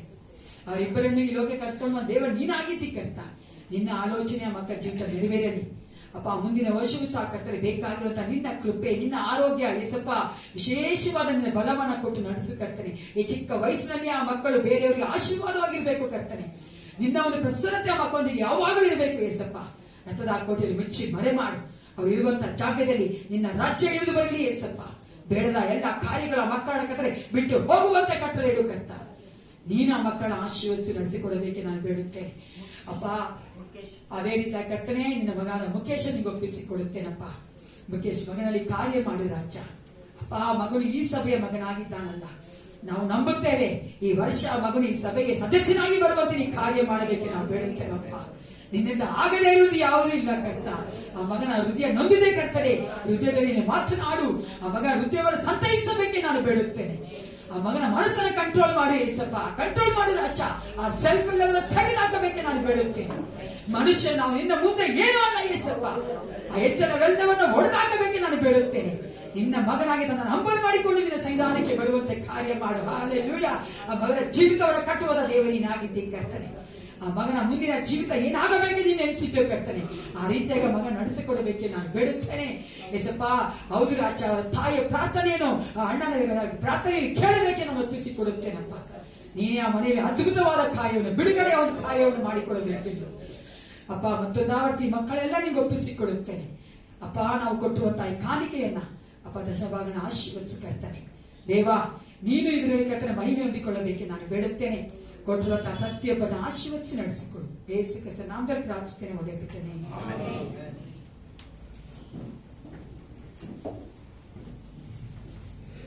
ಹಲ್ಲೆಲೂಯಾ. ಈಗ ಒಂದು ವಿಶೇಷವಾದ ಪ್ರಾರ್ಥನೆ ಮಾಡಬೇಕಾಗಿದೆ. ನಮ್ಮೆಲ್ಲರೂ ಗೊತ್ತು ನಾರಾಯಣ ರೆಡ್ಡಿ ಅವರು. ಯಾರು ನಾರಾಯಣ ರೆಡ್ಡಿ ಅವರು ಗೊತ್ತಿಲ್ಲ ಹೇಳೋಣ. ಎಲ್ಲರೂ ಗೊತ್ತಲ್ವಾ? ಬಾನ್ಸ್ವಾಡಿಲಿದ್ದಾರೆ. ನಮ್ಮ ಸಭೆಯಿಂದ ಅನೇಕ ಸಾರಿ ನಾವು ಅವರ ಮನೆಗೆ ಹೋಗಿ ಪ್ರಾರ್ಥನೆ ಮಾಡಿದ್ದೇವೆ. ದೇವರು ಒಂದು ಕಾರ್ಯ ಮಾಡಿದ್ದಾನೆ ಪ್ರಿಯರೇ. ನಾವು ಮಾಡಿದ ಪ್ರಾರ್ಥನೆ ಕೇಳಿ ಅವರ ಮಗಳಿಗೆ ಮದುವೆ ಸೆಟ್ ಆಗಿದೆ. ಹಲ್ಲೆಲೂಯಾ. ಈಗ ನಾವು ಮತ್ತೊಂದು ಕಾರ್ಯಕ್ಕಾಗಿ ಪ್ರಾರ್ಥನೆ ಮಾಡಬೇಕಾಗಿದೆ. ಅವರ ತಾಯಿಯವರು ನಾಗಮ್ಮ ಅವ್ರಿಗೆ ಹುಷಾರಿಲ್ಲ, ಡಿಸ್ಕ್ ಏನೋ ಪ್ರಾಬ್ಲಮ್ ಆಗಿದೆ, ಅವರು ಅಡ್ಮಿಟ್ ಆಗಿದ್ದಾರೆ ಹಾಸ್ಪಿಟಲ್. ಅವರಿಗಾಗಿ ಪ್ರಾರ್ಥನೆ ಮಾಡಿಕೊಳ್ಳೋಣ. ಮೊದಲಿರುವಂತಹ ಚಂದ್ರು ಬ್ರದರ್ ಅವರು ನಾಗಮ್ಮ ಸಿಸ್ಟರ್ಗೋಸ್ಕರವಾಗಿ ವಯಸ್ಸಾಗಿದೆ ಅವ್ರನ್ನ ದೇವರು ತಾನೇ ಕಾಪಾಡಬೇಕು.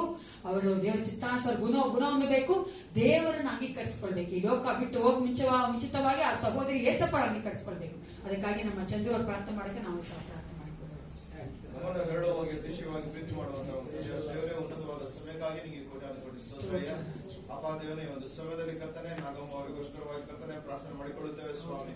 ಅಪ್ಪ ದೇವನೇ, ನಾವು ಇವತ್ತು ಪ್ರಾರ್ಥಿಸುವುದು ಕರ್ತನೆ ಅದು ನಿನ್ನಿಷ್ಟವಾಗಿದೆ ಕರ್ತನೆ. ಅಪ್ಪ ದೇವನೇ, ನಾವು ಪ್ರಾರ್ಥಿಸುವಾಗ ಕರ್ತನೆ ನೀನು ತಾನೇ ಸ್ವಾಮಿ ಬಿಡುಗಡೆಯನ್ನು ಕೊಡುವಂತ ದೇವರಾಗಿದ್ದಿ. ಅಪ್ಪ ಅನಾರೋಗ್ಯತೆ ಇರಲಿ, ಅಪ್ಪ ನೋವುಗಳಿರಲಿ ಸ್ವಾಮಿ, ನಿನ್ನ ನಾಮದಲ್ಲಿ ಕರ್ತನೆ ಹೌದು ಸ್ವಾಮಿ, ಯೇಸು ಕ್ರಿಸ್ತನ ನಾಮದಲ್ಲಿ ಅದನ್ನೆಲ್ಲ ಒಡೆಯಬೇಕಾಗಿ ನಿನ್ನಲ್ಲಿ ಬೇಡಿಕೊಳ್ಳುತ್ತೇನೆ. ಅಪ್ಪ ದೇವನೇ, ಆಕೆಯು ಕರ್ತನೆ ಅಪ್ಪ ನಿನ್ನ ಒಂದು ಹೆಸರಿನ ನಿಮಿತ್ತದಲ್ಲಿ ಕರ್ತನೆ ಗುಣವನ್ನು ಹೊಂದಿ ಅಪ್ಪ ನಿನ್ನಲ್ಲಿ ಕರ್ತನೆ ರಕ್ಷಣೆಯನ್ನು ಹೊಂದಿಕೊಳ್ಳುವಂತ ಮಗಳಾಗಿರುವ ಹಾಗೆ ನೀನು ತಾನೇ ಆಶೀರ್ವದಿಸು. ಆ ಮಗಳ ಮುಖಾಂತರವಾಗಿ ಸ್ವಾಮಿ ಆ ಒಂದು ಕುಟುಂಬಕ್ಕೆ ಆಶೀರ್ವಾದ ಉಂಟಾಗುವ ಹಾಗೆ ಕರ್ತನೆ ನೀನು ತಾನೇ ಸ್ವಾಮಿ ಮಾಡಯ್ಯ. ಅಪ್ಪ ನಿನ್ನ ಒಂದು ಕಾರ್ಯಗಳು ಸ್ವಾಮಿ ಆ ಒಂದು ಕುಟುಂಬದ ಜೀವಿತದಲ್ಲಿ ಕರ್ತನೆ ಅಪ್ಪ ಈ ಒಂದು ಮಗಳ ಜೀವಿತದಲ್ಲಿ ಕರ್ತನೆ ನೆರವೇರುವ ಹಾಗೆ ಕರ್ತನೆ ನೀನು ತಾನೇ ಆಶೀರ್ವದಿಸು, ಬಲಪಡಿಸು. ಈಗ ಸ್ವಾಮಿ ನೀನು ತಾನೇ ಕರ್ತನೆ ನಿನ್ನೊಂದು ಕಾರ್ಯಗಳಿಂದ ಸ್ವಾಮಿ ನಿನ್ನೊಂದು ಅದ್ಭುತ ಹಸ್ತದಿಂದ ಕರ್ತನೆ ಆಕೆಯನ್ನು ಸ್ವಾಮಿ ಶೃಂಗರಿಸಬೇಕಾಗಿ ನಿನ್ನಲ್ಲಿ ಬೇಡಿಕೊಳ್ಳುತ್ತೇವೆ. ಈಗ ಸ್ವಾಮಿ ಎಲ್ಲವನ್ನು ತಗ್ಗಿಸಿಕೊಂಡು ಹಸ್ತಲೋಪಿಸಿಕೊಡುತ್ತಾ ನಜರೇತಿನ ಯೇಸುವಿನ ನಾಮದಲ್ಲಿ ಬೇಡಿದ್ದೇವೆ ತಂದೆ. ಆಮೆನ್. ಈಗ ಟೈಟಸ್ ಅವರು ಮುಂದೆ ಬಂದು ಅನೌನ್ಸ್ಮೆಂಟ್ ಹೋಗ್ತಿದ್ದಾರೆ.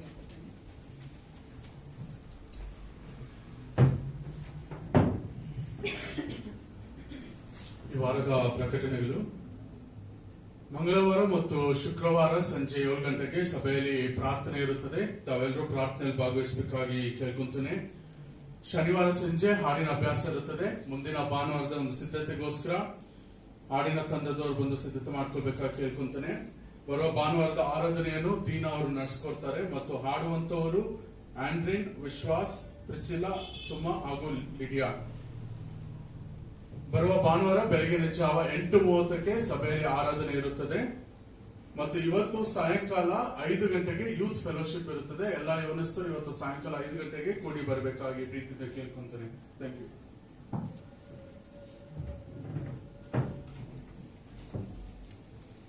ಅನೌನ್ಸ್ಮೆಂಟ್ ಕೇಳಿಸ್ಕೊಳ್ತೇ ಇರೋರಲ್ಲ, ಹಲ್ಲೆಲೂಯಾ. Praise the lord. ತುಂಬಾ ಹುಷಾರಾಗಿದ್ದೀರಿ. ಯಾಕಂದ್ರೆ ನಾವು ಕೇಳಿಸ್ಕೊಳ್ಳೋದು ಯಾತಕ್ಕೋಸ್ಕರ ಪ್ರಿಯರೇ? ಯಾಕೆ ಕೇಳಿಸ್ಕೊಳ್ತೀವಿ? ಅದರಂತೆ ನಡೆಯುತ್ತಾಗಿಲ್ವಾ? ಕೇಳಿಸ್ಕೊಂಡು ಹಂಗೆ ನಾವು ಹೋಗೋದಕ್ಕಾಗಲ್ಲ. ಆದಷ್ಟು ನಾವು ನಮ್ಮ ಸಭೆಯಲ್ಲಿ ನಡೆಯುವಂತಹ ಕಾರ್ಯಕ್ರಮಗಳಿಗೆ ಭಾಗವಹಿಸಬೇಕೆ ನಾವು ನಿಮ್ಮ ಪ್ರೀತಿಯಿಂದ ಕೇಳ್ಕೊಳ್ತಾ ಇದ್ದೇನೆ. ನಾವು ಮಂಗಳವಾರದೊತ್ತು ಮತ್ತೆ ಶುಕ್ರವಾರದೊತ್ತು ಪ್ರಾರ್ಥನೆ ಮಾಡ್ತಾ ಇದ್ದೇವೆ. ನಾನು ಪ್ರಾರ್ಥನೆ ಪ್ರಾರಂಭ ಮಾಡಿದಂತಹ ಜಾನ್ವರಿಲೇ ಹೇಳಿದ್ದೆ, ನಾಲ್ಕ ಇರ್ಬೋದು ನಿಮಗೆ. ಮಂಗಳವಾರ ಬರಕ್ಕಾಗಿಲ್ಲ ಅಂದ್ರೆ ಶುಕ್ರವಾರ ಬರಕ್ಕಾಗಿಲ್ಲ ಅಂದ್ರೆ ಚೆನ್ನಾಗಿ ಹೇಳ್ತಾ ಇದ್ದೀರಾ, ಆದ್ರೆ ಬರ್ತಾನೆ ಇಲ್ಲ. ಯಾವತ್ತಾದ್ರೂ ಒಂದಿನವಾದ್ರೂ ನಾವು ಆತನ ಸನ್ನಿಧಾನಕ್ಕೆ ಬಂದು ಪ್ರಾರ್ಥನೆ ಮಾಡೋಣ ಪ್ರಿಯ. ನಾವು ಪರರಿಗಾಗಿ ಪ್ರಾರ್ಥನೆ ಮಾಡ್ಬೇಕಾದ ದೇವರು ನಮ್ಮ ಪ್ರಾರ್ಥನೆ ಕೇಳಿ ಉತ್ತರಿಸುವಂತ ದೇವನಾಗಿದ್ದಾನೆ. ನಾವು ಪ್ರಾರ್ಥನೆ ಮಾಡದೇ ಇದ್ರೂ ಉತ್ತರಿಸ್ತಾನೆ. ಆತನ ಯಾವ ಒಂದು ನಿಬಂಧನೆಯಿಂದ ಮಾಡೋದಿಲ್ಲ. ಆದ್ರೆ ಆತನ ಮಕ್ಕಳಾಗಿ ವಿಶ್ವದ ನಮಗೂ ಇರ್ಬೇಕಲ್ವಾ? ನಾವು ಪರರಿಗೋಸ್ಕರ ಪ್ರಾರ್ಥನೆ ಮಾಡೋಣಪ್ಪ. ಅನೇಕ ವೇಳೆ ನಾವು ಮನೆಗಳಲ್ಲಿ ಮಾಡದೇ ಇರ್ಬೋದು ಬೇರೆಯವರಿಗೋಸ್ಕರವಾಗಿ. ನಾವು ಇಲ್ಲಿ ಬಂದು ಕೂಡಿ ಪ್ರಾರ್ಥನೆ ಮಾಡ್ಬೇಕಾದ್ರೆ ನಮಗೂ ಒಂದು ಆಶೀರ್ವಾದ. ನಾವು ಮಾಡುವಂತಹ ಪ್ರಾರ್ಥನೆ ಕೇಳಿ ದೇವರು ಇನ್ನೂ ಅಧಿಕವಾಗಿ ಉತ್ತರಿಸುವಂತ ದೇವನಾಗಿದ್ದಾನೆ. ಸಭೆಯಾಗಿ ಕೂಡಿ ಬಂದು ಪ್ರಾರ್ಥನೆ ಮಾಡುವಂಥದ್ದು ಈಗ ಪ್ರಾರಂಭವಾಗಿರುವುದಲ್ಲ ಪ್ರಿಯರೇ, ಆದಿ ಸಭೆಯಿಂದಲೇ ಬಂದಿರುವಂತ. ಏನೇ ಪ್ರಾಬ್ಲಮ್ಸ್ ಇದ್ರು, ಏನೇ ಸಮಸ್ಯೆಗಳಿದ್ರು ಎಲ್ಲರೂ ಬಂದು ಏನ್ ಮಾಡ್ತಾ ಇದ್ರು? ಪ್ರಾರ್ಥನೆ ಮಾಡ್ತಾರೆ. ಸಂಘವು ಪ್ರಾರ್ಥನೆ ಮಾಡಿದಾಗ ಏನಾಯ್ತು? ಸೆಲೆಬಾಯಿದಂತ ಪೇತ್ರನ ದೇವರು ಬಿಡುಗಡೆ ಮಾಡ್ತಾರೆ. ಆ ರೀತಿಯಾಗಿ ನಾವು ಪ್ರಾರ್ಥನೆ ಮಾಡಬೇಕಾದ್ರೆ ಅನೇಕ ಬಿಡುಗಡೆ ನಮ್ಮ ಸಭೆಯಲ್ಲಿ, ಸುತ್ತಮುತ್ತಲಿರುವಂತಹ ಜನಗಳಲ್ಲಿ, ನಾವು ನೋಡ್ತಾ ದೇಶದಲ್ಲಿ ಬಿಡುಗಡೆ ಬರ್ತದೆ. ಆದಷ್ಟು ನೀವು ಫ್ರೀ ಆಗಿರ್ಬೇಕಾದ್ರೆ, ನಾನು ಆ ವರ್ಡ್ ಹೇಳಕ್ಕೆ ಇಷ್ಟಪಡೋದಿಲ್ಲ, ನೀವು ಫ್ರೀ ಮಾಡ್ಕೊಂಡು ಬರ್ಬೇಕು. ಯಾಕಂದ್ರೆ ನಾವು ಫ್ರೀ ಆಗೋದಿಲ್ಲ ಬಿಡಿ, ನಾನು ಆಗಲ್ಲ ಇನ್ಫ್ಯಾಕ್ಟ್ ನೋಡೋಕೆ. ನಮಗೆ ಲೋಕದಲ್ಲಿ ಅನೇಕ ಕಾರ್ಯಗಳಿದೆ ಅಲ್ವಾ? ಅಲ್ಲಿಗೆ ಹೋಗ್ಬೇಕು, ಇಲ್ಲಿಗೆ ಹೋಗ್ಬೇಕು, ಅದು ಮಾಡ್ಬೇಕು, ಇದು ಮಾಡ್ಬೇಕು, ಅದು ತಿನ್ಬೇಕು, ಇದು ತಿನ್ಬೇಕು, ಅದಕ್ಕೆ ಸಮಯ ಬರ್ಕೊಡಿ, ಇದಕ್ಕೆ ಸಮಯ ಕೊಡ್ಬೇಕು. ಅದರಲ್ಲಿ ನಾವು ಮಾಡುವಂಥದ್ದು ಒಂದೇ ಅವರು. ನಾವು ಬೇರೆ ಜಾಸ್ತಿ ಮಾಡಕ್ ಬರ್ತಾ ಇಲ್ಲ, ಕಲ್ತ್ಕೊಬೇಕು. ನಮ್ಗೆ ಒಂದೇ ವರೆ ಮಾಡಿ ಬರ್ತಾರೆ. ಅದಕ್ಕೋಸ್ಕರ ಅದಕ್ಕಾದ್ರೂ ಸ್ವಲ್ಪ ಬನ್ನಿ, ನಾವು ಲೇಟ್ ಮಾಡ್ತಾ ಇಲ್ಲ. ಯಾಕಂದ್ರೆ ನಮ್ಮ ಸಭೆ ಹಿಸ್ಟ್ರಿ ನಿಮ್ಗೆ ಗೊತ್ತು. ಅದಕ್ಕೆ ಯಾರು ನೆವ ಹೇಳ್ಬಾರ್ದು ಅಂತಾನೆ ಏಸಪ್ಪ ಈ ತರ ಮಾಡ್ತಾ ಇದ್ದಾನೆ ಅಲ್ವಾ. ದೇವ್ರ ಮುಂದೆ ನಿಂತ್ಕೊಂಡಾಗ ಏಸಪ್ಪ ನಮ್ಮ ಸಭೆಯಲ್ಲಿ ತುಂಬಾ ಮಾಡ್ತಾ ಇದ್ರಿ ಏಸಪ್ಪ, ಅದಕ್ಕೆ ಹೋಗಿಲ್ಲ ಅಂತ ಹೇಳ್ಬಾರ್ದು ನೀವು. ಆಮೇಲೆ 2019ರಿಂದ 1 ಅವರ್ ಮಾಡಿದೀವಿ ಅಂತ ದೇವ್ರು ಅಲ್ವಾ ಪ್ರಿಯರೇ. ಹಲ್ಲೆಲೂಯಾ. ದೇವರು ನಿಮ್ಮನ್ನು ಆಶೀರ್ವದಿಸಲಿ. ಈಗ ಮತ್ತೊಂದು ಕಾರ್ಯಕ್ಕೂ ಪ್ರಾರ್ಥನೆ ಮಾಡಬೇಕಾಗಿದೆ. ವಾಕ್ಯಕ್ಕೆ ಮುಂಚಿತವಾಗಿ ನಮ್ಮ ಅಸಿಸ್ಟೆಂಟ್ ಪಾಸ್ಟರ್ ಗಿರೀಶ್ ಅವರಿಗೆ ಹುಷಾರಿಲ್ಲ. ಆತನು ಫುಡ್ ಪಾಯ್ಸನ್ ಆಗಿದೆ, ಕಷ್ಟಪಡ್ತಾ ಇದ್ದಾರೆ. ಅದಕ್ಕೋಸ್ಕರ ಇವತ್ತು ಸಹ ಬಂದಿಲ್ಲ ಆತನು. ಮಧ್ಯಾಹ್ನ ಪಾಲ್ ಬ್ರದರ್ ಅವರು ಅವ್ರಿಗೋಸ್ಕರ ಪ್ರಾರ್ಥನೆ ಮಾಡಬೇಕಾದ್ರೆ ನಾವು ಸಹ ಪ್ರಾರ್ಥನೆ ಮಾಡ್ಕೊಳ್ಳೋಣ. ಪರಿಶುದ್ಧನು ಪರಿಶುದ್ಧನು ಪರಿಶುದ್ಧನಾಗಿರುವಂತಹ ತಂದೆಯೇ ರಾಜಸ್ವಾಮಿ, ಅಪ್ಪ ನೀನೊಬ್ಬನೇ ಪರಿಶುದ್ಧನಾದ ದೇವರು ರಾಜಸ್ವಾಮಿ. ಅಪ್ಪ ನೀನೇ ರಾಜಸ್ವಾಮಿ. ಅಪ್ಪ ನಾವು ಬೇಡುವುದಕ್ಕಿಂತಲೂ ಕೇಳುವುದಕ್ಕಿಂತಲೂ ಅತ್ಯಧಿಕವಾದ ಕಾರ್ಯಗಳು ರಾಜಸ್ವಾಮಿ ನಮ್ಮ ಜೀವಿತಗಳಲ್ಲಿ ಮಾಡಿಕೊಳ್ಳುವಂತಹ ದೇವನು ರಾಜಸ್ವಾಮಿ. ಅಪ್ಪ ವಿಶೇಷವಾಗಿ ರಾಜಸ್ವಾಮಿ ಈ ಉನ್ನತವಾದ ಸಮಯವನ್ನು ರಾಜಸ್ವಾಮಿ ಅಪ್ಪ ನಿನ್ನ ಪ್ರಿಯ ಮಕ್ಕಳಿಗೆ ನೀನು ದಯಪಾಲಿಸಿಕೊಟ್ಟಿರುವುದಕ್ಕಾಗಿ ನಿನ್ನ ಘನವಾದ ಸ್ತೋತ್ರಗಳನ್ನು ಸಲ್ಲಿಸುತ್ತೇವೆ ರಾಜಸ್ವಾಮಿ. ಅಪ್ಪ ಈ ಒಳ್ಳೆಯ ಸಮಯದಲ್ಲಿ ರಾಜಸ್ವಾಮಿ ಅಪ್ಪ ನಿನ್ನ ಪ್ರಿಯ ಸೇವಕನಾದ ರಾಜಸ್ವಾಮಿ ಅಪ್ಪ ಪಾಸ್ಟರ್ ಗಿರೀಶ್ಗಾಗಿ ನಾವು ಮೊರೆ ಇಡುತ್ತಿರುವಾಗ ರಾಜಸ್ವಾಮಿ ಅಪ್ಪ ಮಗನನ್ನು ರಾಜಸ್ವಾಮಿ ನೀನು ಅಂಗೈಯಲ್ಲಿ ರಚಿಸಿ ರೂಪಿಸಿದ್ದಕ್ಕಾಗಿ ರಾಜಸ್ವಾಮಿ ಅಪ್ಪ ಮಗನನ್ನು ರಾಜಸ್ವಾಮಿ ನಿನ್ನ ಹೆಸರಿಡಿದು ಕರೆದು ರಾಜಸ್ವಾಮಿ ಅಪ್ಪ ನಿನ್ನ ಸೇವಕನಾಗಿ ರಾಜಸ್ವಾಮಿ ನಿನ್ನ ಸೇವಾ ಕಾರ್ಯಗಳಲ್ಲಿ ಉಪಯೋಗಿಸಿಕೊಳ್ಳುತ್ತಿರುವುದಕ್ಕಾಗಿ ರಾಜಸ್ವಾಮಿ ಅಪ್ಪ ನಿನ್ನ ನಾಮಕ್ಕೆ ಕೋಟಿ ಆನುಕೋಟಿ ಸ್ತೋತ್ರಗಳನ್ನು ಸಲ್ಲಿಸುತ್ತೇವೆ ರಾಜಸ್ವಾಮಿ. ಏಸಯ್ಯ ವಿಶೇಷವಾಗಿ ರಾಜಸ್ವಾಮಿ ಮಗನ ರಾಜಸ್ವಾಮಿ ಅನಾರೋಗ್ಯದಿಂದ ಬಳಲುತ್ತಿರುವಾಗ ರಾಜಸ್ವಾಮಿ ಅಪ್ಪ ಮಗನ ಮೇಲೆ ರಾಜಸ್ವಾಮಿ ದಯೆ ತೋರಿದ್ದಕ್ಕಾಗಿ ರಾಜಸ್ವಾಮಿ ಅಪ್ಪ ನಿನ್ನ ಬಿಡುಗಡೆ ಹಸ್ತವನ್ನು ರಾಜಸ್ವಾಮಿ ಅಪ್ಪ ನೀನು ಯೆಹೋವ ರಾಫಾ ದೇವನು ರಾಜಸ್ವಾಮಿ ವೈದ್ಯರಲ್ಲಿ ಘನ ವೈದ್ಯನಾಗಿ ರಾಜಸ್ವಾಮಿ ಅಪ್ಪ ಮಗನಿಗೆ ರಾಜಸ್ವಾಮಿ ನಿನ್ನ ಪರಿಪೂರ್ಣವಾದ ಬಿಡುಗಡೆ ರಾಜಸ್ವಾಮಿ ಮಗನ ತಲೆಯಿಂದ ಹಿಡಿದು ರಾಜಸ್ವಾಮಿ ಕಾಲಿನ ಕಿರು ಬೆರಳಿನವರೆಗೂ ರಾಜಸ್ವಾಮಿ ಅಪ್ಪ ಮಗನಿಗೆ ನಿನ್ನ ಬಲವನ್ನು ರಾಜಸ್ವಾಮಿ ಅಪ್ಪ ನಿನ್ನ ಉನ್ನತವಾದ ಬಿಡುಗಡೆಯನ್ನು ರಾಜಸ್ವಾಮಿ ಅಪ್ಪ ದಯಪಾಲಿಸಿ ಕೊಟ್ಟಿರುವುದಕ್ಕಾಗಿ ಘನವಾದ ಸ್ತೋತ್ರಗಳನ್ನು ಸಲ್ಲಿಸುವ ರಾಜಸ್ವಾಮಿ. ಅಯ್ಯ ನೀನಿ ರಾಜಸ್ವಾಮಿ ಮಗನಿಗೆ ನೆರಳಾಗಿದ್ದುಕೊಂಡು ರಾಜಸ್ವಾಮಿ ಅತಿ ಬೇಗನೆ ರಾಜಸ್ವಾಮಿ ಮಗನು ರಾಜಸ್ವಾಮಿ ನಿನ್ನ ಸೇವಾ ಕಾರ್ಯಗಳಲ್ಲಿ ಹಿಂದಿರುಗಿ ರಾಜಸ್ವಾಮಿ ಇನ್ನೂ ರಾಜಸ್ವಾಮಿ ನಿನ್ನ ಹೆಸರನ್ನು ಪ್ರಖ್ಯಾತಿಗೊಳಿಸುವ ಹಾಗೆ ರಾಜಸ್ವಾಮಿ ಅಪ್ಪ ನೀನು ಮಗನಿಗೆ ಸಹಾಯಕನಾಗಿರುವುದಕ್ಕಾಗಿ ರಾಜಸ್ವಾಮಿ ಅಪ್ಪ ನೀನು ಮಗನಿಗೆ ರಾಜಸ್ವಾಮಿ ಅಪ್ಪ ಮುಂಬಲವಾಗಿ ಹಿಂಬಲವಾಗಿ ಎಡಕ್ಕೂ ಬಲಕ್ಕೂ ಇದ್ದು ರಾಜಸ್ವಾಮಿ ಅಪ್ಪ ನೀನು ಮುನ್ನಡೆಸುವುದಕ್ಕಾಗಿ ಘನವಾದ ಸ್ತೋತ್ರಗಳನ್ನು ಸಲ್ಲಿಸುತ್ತ ರಾಜಸ್ವಾಮಿ ಅಪ್ಪ ನಮ್ಮ ಒಡೆಯನು ರಕ್ಷಕನಾಗಿರುವ ನಜರೇತಿನ ಯೇಸುವಿನ ನಾಮದಲ್ಲಿ ಬೇಡಿ ಹೊಂದಿದ್ದೇವೆ ಪ್ರೀತಿಯುಳ್ಳ ಪರಮ ತಂದೆಯೇ.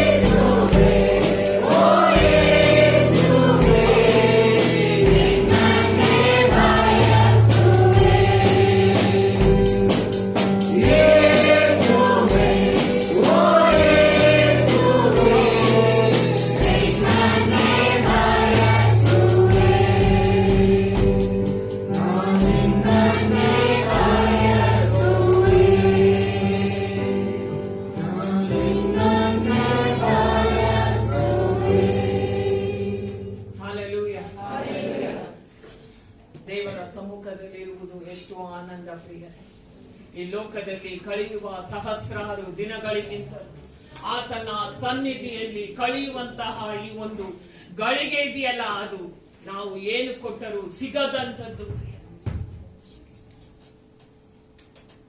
ನಾವು ಆತನ ಸನ್ನಿಧಿಯಲ್ಲಿ ನಮ್ಮನ್ನ ಒಪ್ಪಿಸಿಕೊಡೋಣ. ನಾವು ಆತನ ಸಮ್ಮುಖದಲ್ಲಿ ಆತನ ವಾಕ್ಯಗಳನ್ನ ಕೇಳುವವರಾಗಿ ದೇವರು ನಮ್ಮೊಂದಿಗೆ ಮಾತನಾಡಲಿ ಪ್ರಿಯರೇ. ಮನುಷ್ಯನು ಮಾತನಾಡುವುದಾದರೆ ಅಲ್ಲಿ ಪ್ರಯೋಜನವಿಲ್ಲ ಪ್ರಿಯರೇ. ದೇವರು ಮಾತನಾಡುವುದಾದರೆ, ವಾಕ್ಯ ಸ್ವರೂಪನಾದ ದೇವರು ಮಾತನಾಡುವುದಾದರೆ ಅಲ್ಲಿ ಬಿಡುಗಡೆ ಉಂಟು. ನಾವು ಪ್ರಾರ್ಥನೆ ಮಾಡೋಣ. ಪರಿಶುದ್ಧನಾದ ದೇವನೇ, ಹೌದು ಸ್ವಾಮಿ, ನಮ್ಮ ಹೃದಯ ನಿನ್ನನ್ನೇ ಬಯಸುತ್ತದೆ. ಅಪ್ಪ, ನಾವು ನಿನ್ನ ವಾಕ್ಯ ಕೇಳಲಿಕ್ಕೆ ಮುಂದಾಗುವವರಾಗಿದ್ದೇವೆ ಸ್ವಾಮಿ. ಇದುವರೆಗೂ ನಿನ್ನ ಪ್ರಸನ್ನತೆಯಿಂದ ನಮ್ಮೊಂದಿಗೆ ಇದ್ದೆ ಸ್ವಾಮಿ.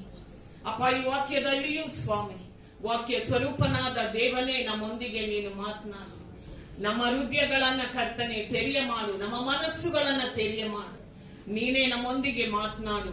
ಇಲ್ಲಿ ಕುಳಿತ ಪ್ರತಿಯೊಬ್ಬ ಮಗನು ಮಗಳಲ್ಲಿ ನೀನು ಕಾರ್ಯ ಮಾಡು, ಯೇಸುವಿನ ನಾಮದಲ್ಲಿ ತಂದೆ. ನಮ್ಮ ಧ್ಯಾನಕ್ಕೋಸ್ಕರವಾಗಿ ವಿಮೋಚನ ಕಂಡ 15ನೇ ಅಧ್ಯಾಯ 16ನೇ ಅಧ್ಯಾಯವನ್ನ ನಾವು ತೆಗೆದಿಟ್ಕೊಳ್ಳೋಣ. ಮತ್ತೊಬ್ರು ಯಾರಾದ್ರೂ ಮತ್ತಾಯ 1:23 ಎರಡು ವಾಕ್ಯಗಳನ್ನ ನಾವು ತೆಗೆದಿಟ್ಕೊಳ್ಳೋಣ. ಮತ್ತೊಮ್ಮೆ ಹೇಳ್ತಾನೆ, ವಿಮೋಚನ ಕಾಂಡ, ಎಕ್ಸೋಡಸ್ 33, 15, 16, 15, 16, ಮ್ಯಾಥ್ಯೂ 1:23.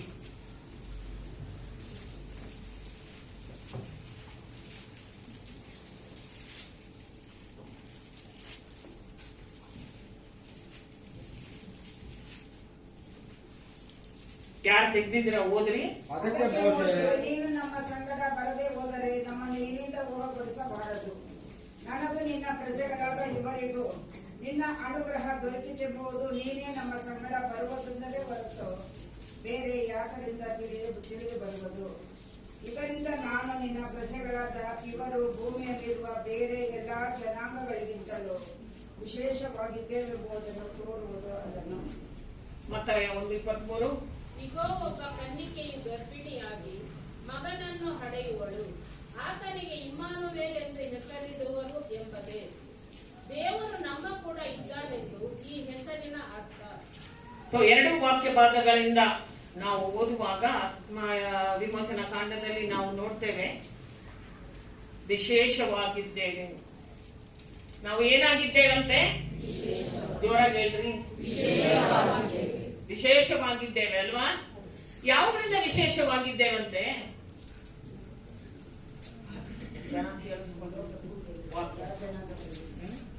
ಯಾವುದರಿಂದ ನಾವು ವಿಶೇಷವಾಗಿದ್ದೇವಂತೆ?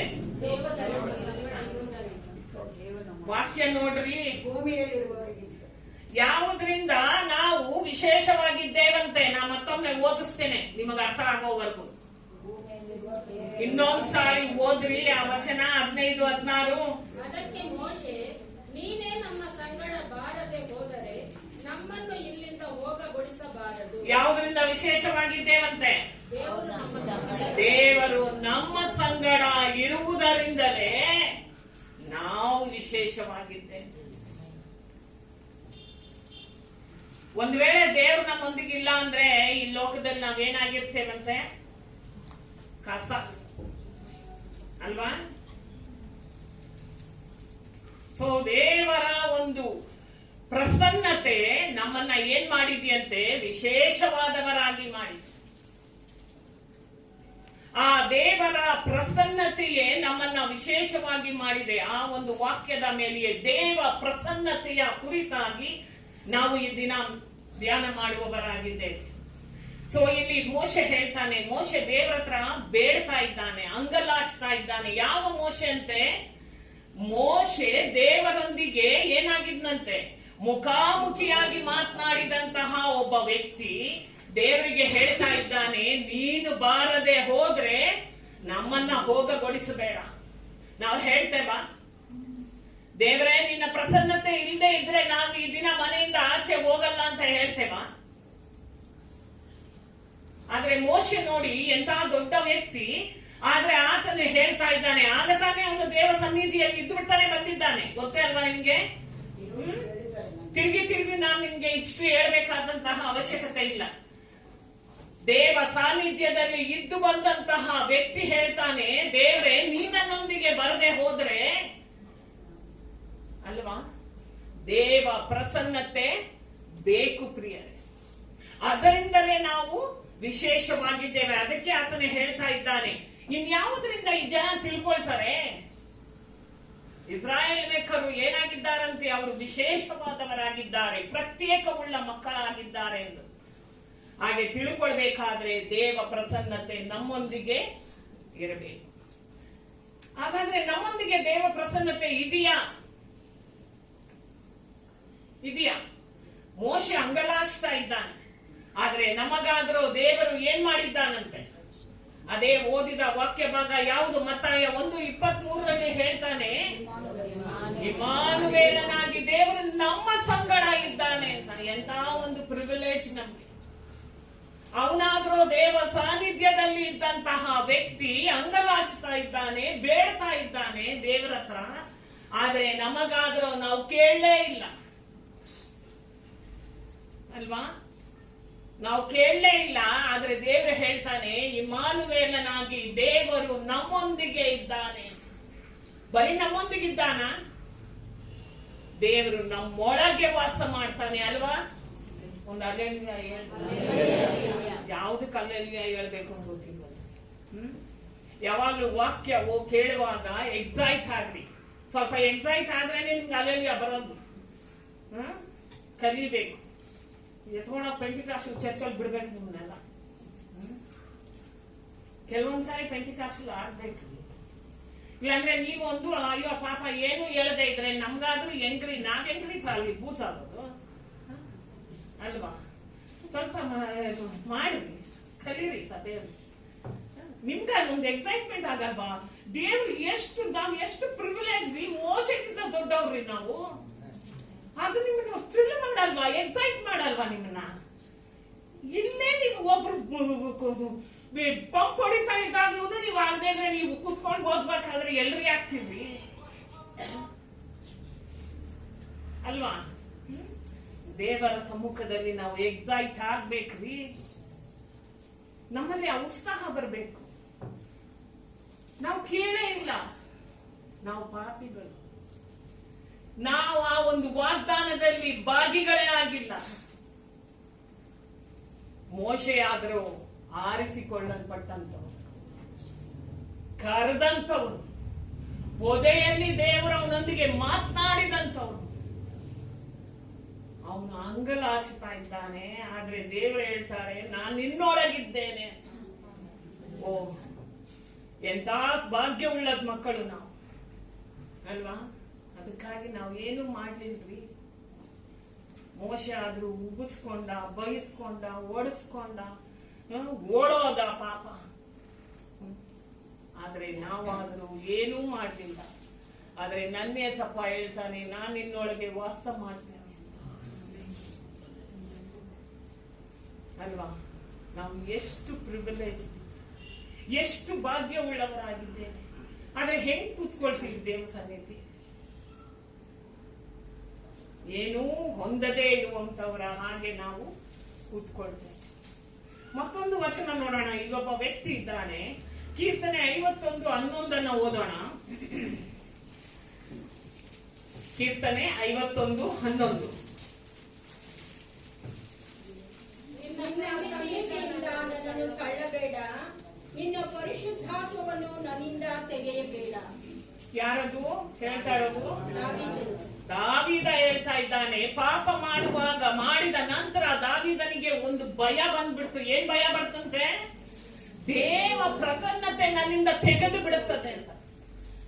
ಅದಕ್ಕೆ ಇಮಿಡಿಯೇಟ್ ಆಗಿ ದೇವ್ರ ಹತ್ರ ಹೇಳ್ತಾನೆ, ದೇವ್ರೇ ನಿನ್ ಪ್ರಸನ್ನತೆಯಿಂದ ನನ್ನನ್ನ ದೂರ ಮಾಡ್ಬಿಡ್ಬೇಡ, ನನ್ನಿಂದ ತೆಗೆದು ಬಿಡ್ಬೇಡ. ನಾವು ಎಷ್ಟು ಸುಲಭ ಪಾಪ ಮಾಡ್ತೀವ್ರಿ ಅಲ್ವಾ? ಆದ್ರೆ ದೇವರೇನಿದ್ದಾನೆ?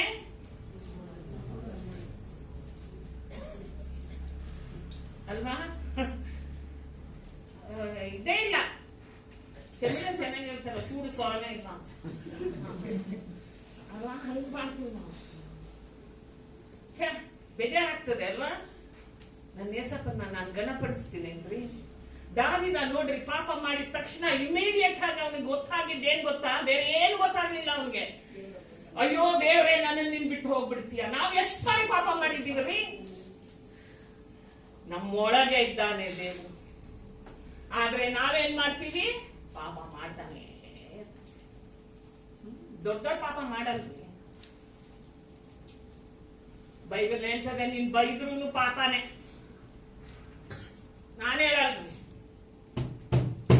ಬೈಬಲ್ ಹೇಳ್ತದೆ, ನೀನ್ ಬೈದ್ರೂ ಕೂಡ ಪರಲೋಕ ರಾಜ್ಯಕ್ಕೆ ಹೋಗಲ್ಲ ಅಂತ ಅಲ್ವಾ? ಆಗ ದೇವ ಪ್ರಸನ್ನತೆ ನನ್ನನ್ನ ಬಿಟ್ಟು ಹೋಗ್ತದೆ ಅನ್ನೋ ಭಯ ನಮಗಿದೆಯಾ? ಆದ್ರೆ ಇಲ್ಲಿ ದಾವೀದ ಹೇಳ್ತಾನೆ, ಪಾಪ ಮಾಡಿದ ತಕ್ಷಣ ದೇವರೇ ನನ್ನನ್ನ ಬಿಟ್ಟು ಹೋಗ್ಬಿಡ್ಬೇಡ. ಯಾಕಂದ್ರೆ ಎಲ್ಲ ನೀವು ಬೈಬಲ್ ಅಲ್ಲಿರೋ ಎಲ್ಲ ದೇವ ಮನುಷ್ಯರ ದೊಡ್ಡ ಮನುಷ್ಯರನ್ನ ನೋಡ್ರಿ, ಬಯೋಗ್ರಫಿ ಓದ್ಬೇಕು, ಅವ್ರು ಓದ್ ನೋಡ್ರಿ. ಅವ್ರಿಗೆಲ್ಲ ಒಂದೇ ಭಯ ಇದ್ದಿದ್ದು, ದೇವ್ರಿಗೆ ನಮ್ಮನ್ನ ಬಿಟ್ಟು ಹೋಗ್ಬಿಡ್ತಾನೆ. ಆದ್ರೆ ನಾವ್ ಹೆಂಗಿದ್ದೀವಿ ಅಂದ್ರೆ, ನೀನ್ ಬಿಟ್ಟಾನ ಹೋಗು ಅಲ್ವಾ, ನಾವೇನ್ ಕೇಳಿದ್ವಾ ನೀನ್ ಬಾ ಅಂತ? ನಾನೇನ್ ಹುಡ್ಕೊಂಡ್ ಬಂದ ನಿನ್ನ ಅಲ್ವಾ? ಹುಟ್ಟಿಸ್ದವ ಮೇಯಿಸ್ತಾನೆ ಅನ್ನೋ ತರ ನಾವು ಅಯ್ಯೋ ಅವ್ನ್ ಕರ್ದವನ ಅವ್ನ್ ನೋಡಕ್ ಹೋಗ್ತಾನೆ ಅಂತೀವಿ. ಆದ್ರೆ ಬೈಬಲ್ ಅಲ್ಲಿ ಓದೋ ಯಾವ ದೊಡ್ಡ ಮನುಷ್ಯರು ಕೂಡ ದೇವರನ್ನ ಅಸಡ್ಡೆಯಾಗಿ ತೆಗೆದುಕೊಳ್ಳಲಿಲ್ಲ ಪ್ರಿಯರೇ. ಅವರು ಆ ದೇವ ಪ್ರಸನ್ನತೆಯನ್ನ ಅರಿತವರಾಗಿತ್ತು. ಅದರಿಂದಲೇ ನಾವು ದೇವ ಪ್ರಸನ್ನತೆಯನ್ನ, ಹಾಗಾದ್ರೆ ನಾವು ದೇವ ಪ್ರಸನ್ನತೆಯನ್ನ ಪ್ರಾಕ್ಟೀಸ್ ಮಾಡುವುದಾದ್ರೆ, ಯಾಕಂದ್ರೆ ಹಳೆ ಒಂದು ಒಡಂಬಡಿಕೆಯಲ್ಲಿ ನೀವು ನೋಡುವುದಾದ್ರೆ ದೇವ ಪ್ರಸನ್ನತೆ ಏನಾಗ್ತಾ ಇತ್ತಂತೆ, ಬಂದು ಹೋಗಿ ಮಾಡ್ತಾ ಇತ್ತು ಅಲ್ವಾ? ಆದ್ರೆ ಈಗ ನಮ್ಮ ಒಳಗೆ ದೇವ ಪ್ರಸನ್ನತೆ ಇದೆ. ಆದ್ರೆ ನಾವೇನ್ ಮಾಡ್ಬೇಕಂತೆ, ಅದನ್ನ ಹೊಸ ಒಡಂಬಡಿಕೆಯಲ್ಲಿ ಇರೋದೇ ಅದೇ ರೀ. ಚೆನ್ನಾಗಿ ನೀವು ತಿಳ್ಕೊಳ್ಬೇಕು, ಇದೇ ಸತ್ಯ. ರಕ್ಷಣೆ ಫ್ರೀ, ಫ್ರೀ ತಾನೆ? ಅದನ್ನ ಸ್ವಲ್ಪ ಚೆನ್ನಾಗಿ ಹೇಳ್ರಿ. ಹೌದು ಅಂತ, ಫ್ರೀ. ಅದಕ್ಕಾಗಿ ನೀವೇನು ಕೊಡ್ಬೇಕಾಗಿಲ್ಲ. ಆದ್ರೆ ನೀವು ಪರಲೋಕ ರಾಜ್ಯಕ್ಕೆ ಹೋಗ್ಬೇಕು ಅಂದ್ರೆ ಆ ರಕ್ಷಣೆಯನ್ನ ಕಾಯ್ಪಾಡ್ಕೊಳ್ಬೇಕು. ಇದೇ ನೀವು ಚೆನ್ನಾಗಿ ಅರ್ಥ ಮಾಡ್ಕೊಳ್ಬೇಕು. ದಿಸ್ ಇಸ್ ವೆರಿ ಸಿಂಪಲ್ ಅಷ್ಟೇ. ತುಂಬಾ ಜನ ಕಾಂಪ್ಲಿಕೇಟ್ ಮಾಡ್ತಾರೆ, ಕಾಂಪ್ಲಿಕೇಟೆಡೇ ಅಲ್ಲ. ಏನಂತೆ, ರಕ್ಷಣೆ ಫ್ರೀ. ಆದ್ರೆ ಅದಕ್ಕೆ ಯಾವಾಗಲೂ ಬೈಬಲ್ ಅಲ್ಲಿ ನೋಡ್ರಿ ನೀವು ಎಷ್ಟು ಆದ್ರೆ ಇದೆ ಅಂತ. ನೀನ್ ಪರಲೋಕಕ್ಕೆ ಹೋಗ್ಬೇಕು ಅಂದ್ರೆ ನೀನ್ ರಕ್ಷಣೆಯನ್ನ ಕಾಪಾಡ್ಕೊಳ್ಬೇಕು ಅಂತಿದ್ಯಾ? ಸ್ವಲ್ಪ ನೋಡ್ರಿ ಫಿಲಿಪಿಯನ್ಸ್ 2:12.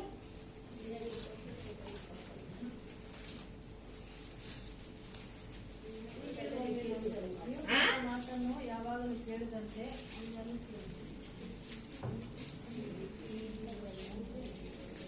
ಫಿಲಿಪ್ಪ 2:12. ಈಗಲೂ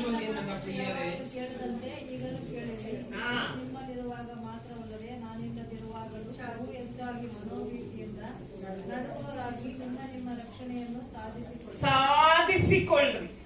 ಕಾಪಾಡ್ಕೊಳ್ರಿ ಅಂತ ಹೇಳ್ತಾ ಇಲ್ಲ, ಕಾಪಾಡೋನೊಬ್ಬ ಇದ್ದಾನೆ. ಏನ್ ಮಾಡ್ಬೇಕಂತೆ, ಸಾಧಿಸ್ಕೊಳ್ಬೇಕು. ಸಾಧಿಸದೆ ಈ ಲೋಕದಲ್ಲಿ ಯಾವುದು ಸಿಗಲ್ಲ. ಸಿಗ್ತದ? ಸಿಗಲ್ಲ. ಸಾಧನೆ ಮಾಡಬೇಕು. ಸಾಧನೆ ಮಾಡದೆ ಈ ಲೋಕದಲ್ಲಿ ನಾವು ಏನನ್ನೂ ಸಹ ಪಡ್ಕೊಳ್ಳಕ್ಕೆ ಸಾಧ್ಯ ಇಲ್ಲ. ಹಾಗೆ ದೇವ ಸನ್ನಿಧಿಯಲ್ಲಿಯೂ ಸಹ. ಅದಕ್ಕೆ ದೇವ್ರು, ನಮ್ ದೇವ್ರು, ನೀನು ಎಲ್ಲಿ ಹೂಳ ಹಿಡಿತೆ ಅಂತ ಅನ್ನ ಗೊತ್ತು ದೇವ್ರಿಗೆ. ಅದಕ್ಕೋಸ್ಕರನೇ ದೇವ್ರೇನ್ ಹೇಳಿದ್ರು, ನೀನೇ ನನ್ಗೆ ಲಕ್ಷಾಂತರ ರೂಪಾಯಿ ಕೊಡ್ಬೇಡ. ನಮ್ಮ ಮುಟ್ಟಾರ ಜನಗಳಿದಾರಲ್ಲ, ಹೊರಗಡೆ ಮಾಡ್ಕೊಂಡಿದ್ಯಲ್ಲ ದೇವ್ರುಗಳು, ಅವ್ರಗಳ ತರ ಅಲ್ಲ, ನನ್ನೇ ಸಪ. ನೀನೇನೇ ಕೊಡ್ಬೇಡ, ಬಾ ನನ್ನ ಹತ್ರಕ್ಕೆ ಅಲ್ವಾ, ನಾನು ಫ್ರೀಯಾಗಿ ಕೊಡ್ತೀನಿ. ಆದ್ರೆ ನಿನ್ನ ರಕ್ಷಣೆಯನ್ನ ನೀನು ಸಾಧಿಸಿಕೊಳ್ಬೇಕು. ಹಾಗೆ ದೇವ ಪ್ರಸನ್ನತೆಯನ್ನ ದೇವರು ನಮ್ಮೊಳಗೆ ಇಟ್ಟಿದ್ದಾನೆ. ಆದ್ರೆ ಅದನ್ನ ಏನ್ ಮಾಡ್ಬೇಕಂತೆ, ಪ್ರಾಕ್ಟೀಸ್ ಮಾಡು. ನೀವು ಪ್ರಾಕ್ಟೀಸ್ ಮಾಡದೆ ನಡೆಯಲ್ಲ. ನಾನು ಆದಿಯಲ್ಲಿ ಈ ಒಂದು ಸೇವೆ ಸ್ಟಾರ್ಟ್ ಮಾಡಿದಾಗ, ಅವಾಗ ನಾವು ಒಂದ್ ಕಡೆ ಪ್ರಾರ್ಥನೆ ಮಾಡ್ತಾ ಇದ್ದಾಗ ಯೂಶಲಿ ಪ್ರೇಯರ್ ಮಾಡುವಾಗ ಬಿದೋಗ್ಬಿಡ್ತಾರೆ. ಇದನ್ನೆಲ್ಲ ಒಂದ್ ಹುಡುಗ ನೋಡ್ತಾ ಇದ್ದ, ಚಿಕ್ಕ ಹುಡುಗ, ತುಂಬಾ ದೊಡ್ಡ ಹುಡುಗನ ಏನಲ್ಲ, ನೋಡ್ತಾ ಇದ್ದ. ಅವನ್ ಬಂದ, ಸಿಸ್ಟರ್ ನಿಮ್ಮ ಹತ್ರ ನಾನು ಮಾತನಾಡ್ಬೇಕು. ಹೇಳಪ್ಪ. ಅದೇನ್ರಿ ನೀವು ಪ್ರಾರ್ಥನೆ ಮಾಡಿದ್ರೆ ಮಾತ್ರ ಬಿದೋಗ್ಬಿಡ್ತಾರೆ? ನನ್ಗೆ ಏನ್ ಹೇಳ್ಬೇಕು ಅಂತಾನೆ ಗೊತ್ತಾಗ್ಲಿಲ್ಲ. ಸರಿ, ನಾನು ಸುಮ್ಮನೆ ಇದ್ದೆ. ನನಗೂ ಆ ತರ ಬೇಕು, ಆ ಗಿಫ್ಟ್ ನನಗೂ ಬೇಕು ಅಂತ.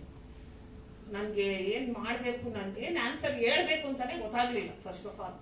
ಆಮೇಲೆ ಹೇಳಿದೆ, ಅಪ್ಪ ನೀನು ಇದನ್ನ ಮಾಡ್ಬೇಕು ಅಂದ್ರೆ ದೇವ ಸನ್ನಿಧಿಯಲ್ಲಿ ಜಾಸ್ತಿ ಹೊತ್ತು ಕುತ್ಕೊಳ್ಬೇಕು. ಆ ದೇವ ಪ್ರಸನ್ನತೆಯನ್ನ ನೀನು ಪ್ರಾಕ್ಟೀಸ್ ಮಾಡಬೇಕು. ಆವಾಗಲೇ ಅದು ನಿನಗೆ ಬರೋದು. ಈಗ ತಾನೇ ನೀನ್ ರಕ್ಷಣೆ ಹೊಂದಿದ್ದಿ, ಈಗಲೇ ನಿನ್ಗೆ ಅದು ಬೇಕು ಅಂದ್ರೆ ಅದು ನಾನು ಕೊಡ್ತೀನಿ. ನನ್ನಿಂದ ಸಾಧ್ಯ ಇಲ್ಲಪ್ಪ, ಅವೆಲ್ಲ ದೇವ್ರು ಕೊಡ್ಬೇಕು. ನೀನ್ ದೇವ್ರ ಹತ್ರ ಎಷ್ಟು ಕೇಳ್ತೀಯೋ, ಎಷ್ಟು ನಿನ್ನ ಆಸೆ ಇದೆಯೋ ಅದರ ಮೇಲೆ ಅದು ನಿನ್ಗೆ ಬರುತ್ತೋ ಇಲ್ವೋ ಅದು ನನಗೆ ಗೊತ್ತಿಲ್ಲ. ನಿನಗೂ ಆ ದೇವ್ರಿಗೆ ಸಂಬಂಧಪಟ್ಟಿದ್ದು. ಹಾಗೆ ನಾವು ದೇವ ಒಂದು ಪ್ರಸನ್ನತೆಯನ್ನ ಏನ್ ಮಾಡ್ಬೇಕಂತೆ ಬಯಸಬೇಕು. ಕೀರ್ತನೆಗಾರನು 42ನೇ ಅಧ್ಯಾಯ ಕೀರ್ತನೆಯಲ್ಲಿ ಹೇಳ್ತಾನೆ, ಒಂದು ಜಿಂಕೆ ನೀರನ್ನ ಬಯಸುವಂತೆ ನನ್ನಾತ್ಮ ಯಾವಾಗಲೂ ದೇವರ ಪ್ರಸನ್ನತೆಯನ್ನ ಬಯಸಬೇಕು. ನನ್ನೊಳಗೆ ಇದ್ರೆ ಮಾತ್ರ ಸಾಲದು, ಆ ಪ್ರಸನ್ನತೆಯನ್ನ ನಾನು ಅಭ್ಯಾಸ ಮಾಡಬೇಕು, ಅದನ್ನ ಬಯಸ್ಬೇಕು. ಆವಾಗಲೇ ನಾನು ಆ ದೇವ ಪ್ರಸನ್ನತೆಯಲ್ಲಿ ನಾನು ಜೀವನ ಮಾಡಲಿಕ್ಕೆ ಸಾಧ್ಯ. ಈ ದೇವ ಪ್ರಸನ್ನತೆಯನ್ನ ಹೊಂದಿಕೊಳ್ಳುವುದರಿಂದ ನನ್ಗೇನ್ ಸಿಗುತ್ತದೆ? ಯಾವಾಗ್ಲೂ ನಾವು ದೇವರ ಹತ್ರ ಅದೇ ಅಲ್ವಾ ಕೇಳೋದು, ನಾನು ಹಿಂಗ ಮಾಡಿದ್ರೆ ನನ್ಗೇನ್ ಸಿಗ್ತದೆ ಅಲ್ವಾ? ನಮ್ಮೊಳಗೆ ಯಾವಾಗ್ಲೂ ಪೇತ್ರ ಇದ್ದಾನೆ. ಪೇತ್ರ ಯಾವಾಗ್ಲೂ ಅಷ್ಟೇ ಅಲ್ವಾ, ಅವನು ಏಸಪ್ಪ ಏನ್ ಕೇಳ್ತಾ ಇದ್ರು ತಕ್ಕಂತ ಒಂದ್ ಕ್ವಶನ್ ಕೇಳ್ಬಿಡ್ತಾನೆ. ಹಂಗೆ ನಾನು ನಿಮ್ಮನ್ನ ನಿಂಬಾಲಿಸಿದ್ರೆ ನನ್ಗೇನ್ ಕೊಡ್ತೀಯ ಅಂತ. ಹಂಗೆ ನಾವು ಅಲ್ವಾ, ನಾವ್ ಇದ್ ಮಾಡಿದ್ರೆ ದೇವ ಪ್ರಸನ್ನತೆಯನ್ನ ಪ್ರಾಕ್ಟೀಸ್ ಮಾಡಿದ್ರೆ ನನ್ಗೇನ್ ಸಿಗ್ತದೆ? ಸೊ ಆ ಒಂದು 5 ಆಶೀರ್ವಾದಗಳನ್ನ ನಾವು ಇದನ್ನ ಧ್ಯಾನ ಮಾಡುವವರಾಗಿದ್ದೇವೆ. ಮೊದಲನೇದಾಗಿ ಕೀರ್ತನೆ 16:11 ತೆಗೆಯೋಣ. ಮೊದಲನೇ ಒಂದು ಆಶೀರ್ವಾದ. ಓ ಜಾಕ್ಸನ್ ಕೆಳಗಡೆ ಕೂತ್ಕೊಂಡ್ತೀನಪ್ಪ, ಒಂದ್ ಸ್ವಲ್ಪ ಇದು ಬಾರಪ್ಪ ಮೇಲೆ ಒಂದು ಹಾಡಾಡುವಂತೆ. ನೀನು ನನಗೆ ಜೀವ ಮಾರ್ಗವನ್ನು ತಿಳಿಯಪಡಿಸಿದ್ದಿ, ನಿನ್ನ ಸಮ್ಮುಖದಲ್ಲಿ ಪರಿಪೂರ್ಣ ಸಂತೋಷವಿದೆ, ನಿನ್ನ ಬಲಗೈಯಲ್ಲಿ ಶಾಶ್ವತ ಭಾಗ್ಯವಿದೆ. ನಿನ್ನ ಸನ್ನಿಧಿಯಲ್ಲಿ ಏನಿದೆಯಂತೆ? ಪರಿಪೂರ್ಣವಾದ ಸಂತೋಷ. ಸೊ ಮೊದಲನೇ ಆಶೀರ್ವಾದ ಅದೇನಾಗಿದೆಯಂತೆ? ಸಂತೋಷ.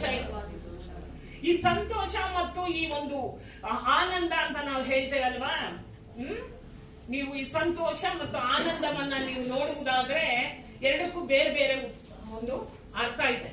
ಸಂತೋಷ ಅನ್ನುವಂಥದ್ದು ನಮ್ಗೆ ಹ್ಯಾಪಿನೆಸ್ ಅಂತ ನಾವು ಹೇಳ್ತೇವೆ. ಅಂದ್ರೆ ಆ ಸಂತೋಷ ಅನ್ನುವುದು ಪರಿಸ್ಥಿತಿಗೆ ಅನುಗುಣವಾಗಿ ಸಿಗುವಂಥದ್ದು. ನೀವು ಅದಕ್ಕೇನೆ ಈ ಕುಡುಕರನ್ನ ನೋಡ್ರಿ, ಅವ್ರಿಗೆ ಯಾಕೆ ಒಂದ್ಸರಿ ಕುಡಿದ್ರೆ ಸಾಕಪ್ಪ, ಕುಡಿದ್ರು ಬಂದ್ ಮಾಲಗಿದ್ರು ಅಷ್ಟೇ, ಫಿನಿಶ್. ಯಾಕಂದ್ರೆ ಅವ್ರು ನಿದ್ದೆ ಬರ್ಲಿಲ್ಲ, ಕುಡಿದ್ರು ಸೇತ್ ಅಲ್ವಾ? ಯಾಕೆ ತಿರುಗು ಹೋಗ್ತಾರೆ? ನಮ್ಗೆ ಗೊತ್ತಿಲ್ಲ, ಇಲ್ಲಿ ಯಾರು ಕುಡಿಯಲ್ಲ, ನಮ್ ಬ್ರದರ್ಸ್ ಆಗ್ಲಿ ಸಿಸ್ಟರ್ಸ್ ಆಗ್ಲಿ ಯಾರು ಕುಡಿಯಲ್ಲ, ನನ್ಗೆ ಗೊತ್ತು. ಯಾಕಂದ್ರೆ ನಾವು ವಿಶ್ವಾಸಿಗಳು ಅಲ್ವಾ? ಆದ್ರೆ ನೀವು ನಿಮ್ಮ ಫ್ರೆಂಡ್ಸ್ಗಳು ಅಥವಾ ನಿಮ್ಮ ರಿಲೇಷನ್ಗಳಲ್ಲಿ ನೀವು ನೋಡಿರ್ತೀರ. ಸೊ ಅವರು ಯಾಕೆ ಮತ್ತೆ ನಾನು ಯಾವಾಗ್ಲೂ ಕೇಳಿದ್ರು, ಒಂದಿನ ಕುಡಿದ್ರಲ್ಲ, ಇನ್ನೇನಂತೆ ನಿದ್ರೆ ಬಂದಾಯ್ತಲ್ಲ, ಸತ್ಯಕ್ಕೆ ನಾಳೆ ದಿನ ಕೂಡ ಕುಡಿಬೇಕಾದ್ರೆ ನಾಳೆನೂ ನಿದ್ರೆ ಬರಲ್ವಾ? ಆಗ ನಾನು ಜೀವನ ಪರ್ಯಂತ ಕುಡಿದಲೇ ಇರ್ಬೇಕಾ? ಅದಕ್ಕೊಂದು ಸೊಲ್ಯೂಷನ್ ನೋಡ್ಬೇಕಲ್ವಾ? ತಾನೇ, ಅದೇ ತಾನೇ ಕರೆಕ್ಟ್. ಆದ್ರೆ ಯಾಕೆ ಕುಡಿತಾರೆ? ಆ ಒಂದು ಅಲ್ಪವಾದಂತಹ ಒಂದು ಕ್ಷಣಿಕವಾದಂತಹ ಒಂದು ಸಂತೋಷಕ್ಕಾಗಿ ಅಲ್ವಾ? ಸೊ ಆ ಒಂದು ಪರಿಸ್ಥಿತಿಗೆ ಅನುಗುಣವಾಗಿ ಇರುವಂತದ್ದು ಸಂತೋಷವನ್ನ ಕೊಡುತ್ತದೆ. ಆದ್ರೆ ಆನಂದ ಅನ್ನೋದಿದೆಯಲ್ಲ, ಅದು ನೀವು ದೇವ ಪ್ರಸನ್ನತೆಯಲ್ಲಿ ಬಂದ್ರೆ ಮಾತ್ರನೇ ಸಿಗೋದು. ಅದು ನಮ್ಮ ಒಳಗಿನಿಂದ ಬರುವಂತದ್ದಾಗಿದೆ. ಪರಿಸ್ಥಿತಿ ಏನೇ ಆಗಿದ್ರು ನಿಮ್ಮೊಳಗಿರುವಂತಹ ಆನಂದ, ಅಥವಾ ಅದನ್ನ ಇಂಗ್ಲಿಷ್ ಅಲ್ಲಿ ಜಾಯ್ ಅಂತಾನೆ ಹೇಳಿರೋದು, ನಮ್ಮೊಳಗಿರುವಂತಹ ಸಂತೋಷ. ಯಾಕಂದ್ರೆ ಅದು ಯಾವ್ದಾಗಿದೆಯಂತೆ? ಗಲಾತ್ಯ 5:22 ಹೇಳ್ತದೆ, ಅದು ಪವಿತ್ರಾತ್ಮನ ಫಲವಾಗಿದೆ. ನಮ್ಮೊಳಗೆ ದೇವರಿದ್ದಾನಲ್ವಾ?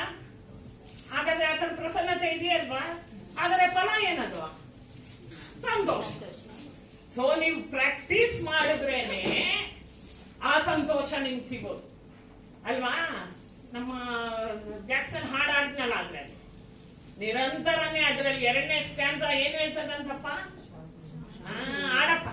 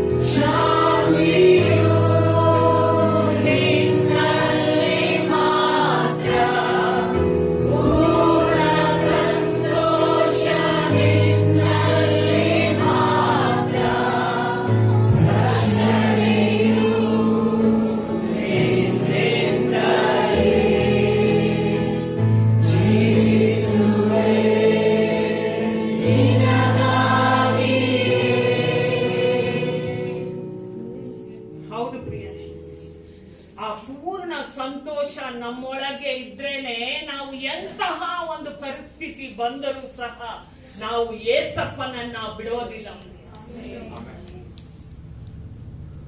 ನಮ್ಮೊಳಗೆ ಆ ಒಂದು ಪೂರ್ಣ ಸಂತೋಷ ಬರಬೇಕು ಅಂದ್ರೆ ನಾವು ಆ ದೇವ ಪ್ರಸನ್ನತೆಯನ್ನ ಏನ್ ಮಾಡ್ಬೇಕಂತೆ, ಅಭ್ಯಾಸ ಮಾಡ್ಬೇಕು. ಒಂದಿನ ಭಾನುವಾರ ಬಂದು ಇಲ್ಲಿ ಕುಳಿತುಕೊಂಡು ಕೈ ಎತ್ತಿ ಹಾಡಿ 2 ನಿಮಿಷದಲ್ಲಿ ಬರೋಲ್ಲ ಆ ಪ್ರಸನ್ನತೆ. ಬರುತ್ತಾ? ಹೊರಗಡೆ ಹೋಗಿದ ತಕ್ಷಣ ಅದು ಹೋಗ್ಬಿಡ್ತದ್ರಿ. ಹೆಂಗೆ ಕುಡ್ದವನ್ಗೆ ಕುಡ್ದದ್ ಮಾಮೂಲಿ ಇಳಿದ ತಕ್ಷಣ ಹೋಗ್ಬಿಡ್ತದೋ ಹಾಗೆ ಹೊರಗಡೆ ಹೋಗಿದ ತಕ್ಷಣ ನಿಮ್ಮ ಒಂದು ಪ್ರಸನ್ನತೆ, ಆ ಡ್ಯಾನ್ಸು ಇದು ಎಲ್ಲ ಹೋಯ್ತು, ಫಿನಿಶ್. ಆ ದೇವ ಪ್ರಸನ್ನತೆ ನನ್ನೊಳಗೆ ಯಾವಾಗಲೂ ಕಾರ್ಯ ಮಾಡ್ತಾನೆ ಇರ್ಬೇಕು ಅಂದ್ರೆ ನಾನು ಪ್ರಾಕ್ಟೀಸ್ ಮಾಡ್ಬೇಕು. ಏನ್ ಮಾಡ್ಬೇಕು? ಜೋರಾಗಿ ಹೇಳಿ. ಸಭೆಯಲ್ಲಿ ಬಂದು ನಾವು ಕಲಿತಾ ಇದ್ದೇವೆ ಪ್ರಿಯರೇ. ದೇವ ಪ್ರಸನ್ನತೆ ನಿನ್ನೊಳಗೆ ಇದೆ. ಅದನ್ನ ನೀನು ಅಭ್ಯಾಸ ಮಾಡದ ಹೊರತು ದೇವರು ನಿನಗೆ ಅಳಕ್ಕಾಗಿ ಎತ್ತಿ ಕೊಟ್ಬಿಡಲ್ಲ. ಅದನ್ನ ಪ್ರಾಕ್ಟೀಸ್ ಮಾಡಿ. 2ನೇದಾಗಿ ಮತ್ತೊಂದು ವಾಕ್ಯವನ್ನ ಓದೋಣ. ಕೀರ್ತನೆ 97:5 ಓದೋಣ.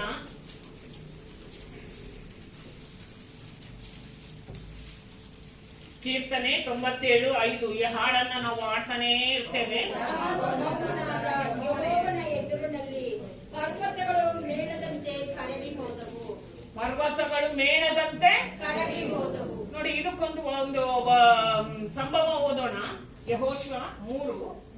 ಯೆಹೋಶುವನ ಪುಸ್ತಕ ತೆಗೆದುಕೊಳ್ಳಿ. 3ನೇ ಅಧ್ಯಾಯದಲ್ಲಿ 11, 12, 13 ಓದಿ. ಅಲ್ಲಿ ಒಂದು ಸಂಭವ ನಾವು ನೋಡ್ತೇವೆ.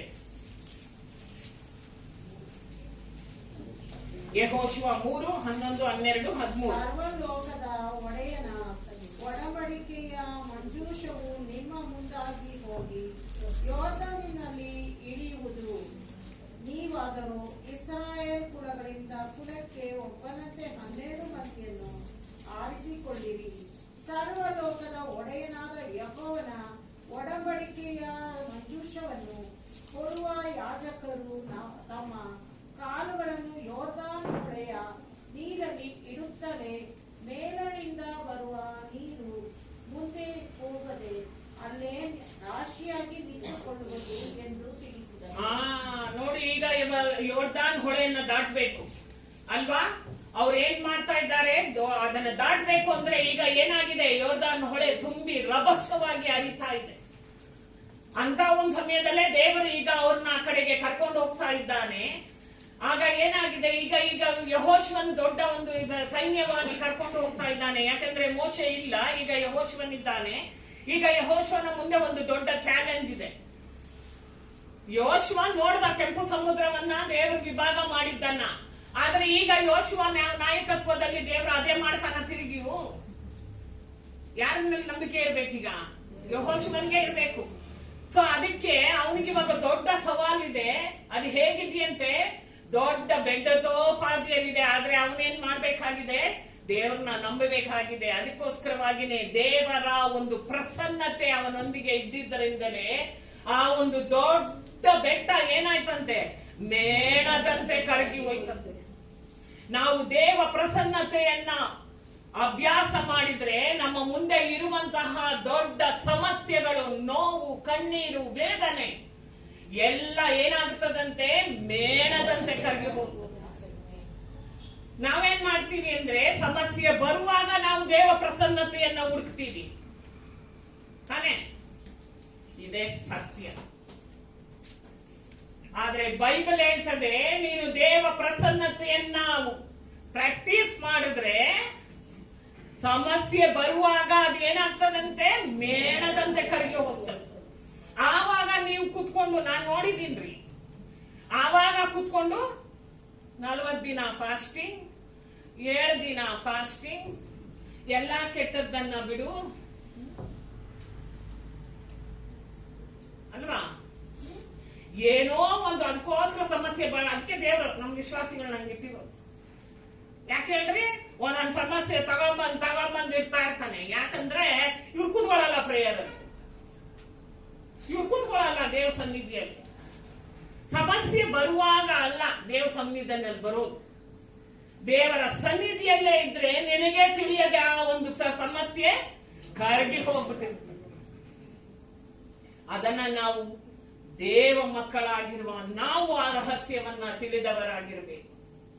ಮೂರನೇದಾಗಿ ನೀವು ನೋಡುವುದಾದ್ರೆ ಕರ್ತನ ಪ್ರಸನ್ನತೆಯನ್ನ ನಾನು ಅಭ್ಯಾಸ ಮಾಡಿದ್ರೆ ನಮ್ಮ ಜೀವಿತ ಮಾರ್ಪಡ್ತದೆ ಪ್ರಿಯರೇ.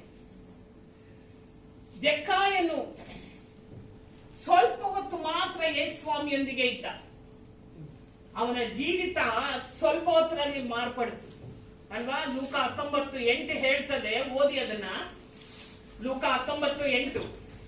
ಆದರೆ ಜಕ್ಕಾಯನು ನಿಂತುಕೊಂಡು ಸ್ವಾಮಿಗೆ, ಸ್ವಾಮಿ ನೋಡು, ನನ್ನ ಆಸ್ತಿಯಲ್ಲಿ ಅರ್ಧವನ್ನು ಬಡವರಿಗೆ ಕೊಡುತ್ತೇನೆ, ಮತ್ತು ನಾನು ಅನ್ಯಾಯವಾಗಿ ಯಾರಿಂದ ಏನಾದರೂ ಎಳಕೊಂಡಂತೆ ಆದರೆ 4ರಷ್ಟು ಹಿಂದಕ್ಕೆ ಕೊಡುತ್ತೇನೆ ಎಂದು ಹೇಳಿದನು. ಯೇಸು ಸ್ವಾಮಿ ಹೇಳಿದ್ರ ಅವನಿಗೆ ಏನಾದ್ರು? ಏನು ಹೇಳಲಿಲ್ಲ. ಬರೀ ದೇವ ಪ್ರಸನ್ನತೆ ಅವನಲ್ಲೇ ಬಂದಂತೆ. ಏನ್ ಬಂದಂತೆ? ನಾನ್ ಸರಿ ಇಲ್ಲ. ದೇವ ಪ್ರಸನ್ನತೆ ನಮ್ಮನ್ನ ಬದಲಾವಣೆ ಮಾಡಬೇಕು ಪ್ರಿಯರೇ. ಒಳಗಿನಿಂದ ಬದಲಾವಣೆ ಮಾಡಬೇಕು, ಹೊರಗಿನಿಂದ ಅಲ್ಲ. ಹೊರಗಿನಿಂದ ಬದಲಾವಣೆ ಆಗುವುದನ್ನ ದೇವರು ನಮ್ಮಿಂದ ಎದುರು ನೋಡಲ್ಲ ಪ್ರಿಯರೇ. ಒಳಗಿನಿಂದ ಆಗುವ ಒಂದು ಬದಲಾವಣೆಯನ್ನ ದೇವರು ಎದುರು ನೋಡೋದು. ಅವನೇನಾಗಿದ್ದಂತೆ? ಕುಳ್ಳಗಿದ್ದ. ಯೇಸು ಸ್ವಾಮಿಗೆ ಕುಳ್ಳ, ಉದ್ದ, ದಡಿ ಅದೇನು ಅದೆಲ್ಲ ಬೇಡ ಯೇಸು ಸ್ವಾಮಿಗೆ.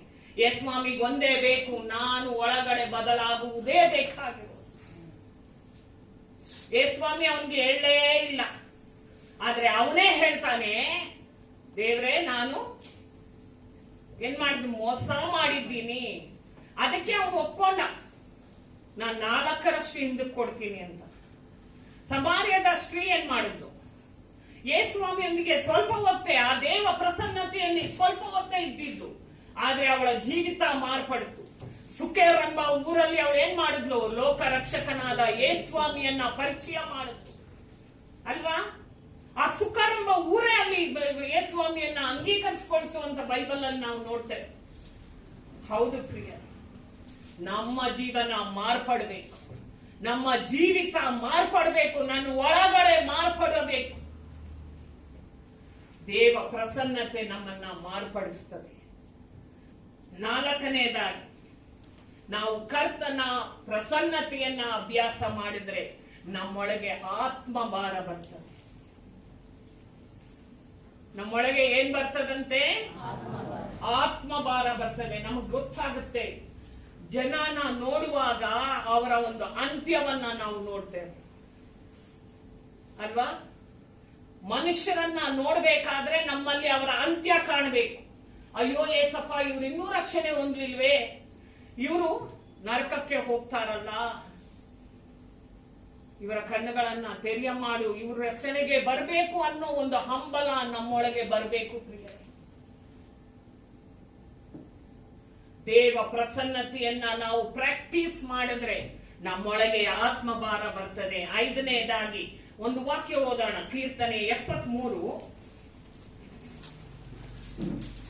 ಕೀರ್ತನೆ 73 ಎಲ್ಲರೂ ತೆಗೆದಿಟ್ಕೊಳ್ಳಿ. ಇಲ್ಲಿ ಒಂದು ಸ್ವಾರಸ್ಯಕರವಾದಂತಹ ವಿಷಯ ಇದೆ.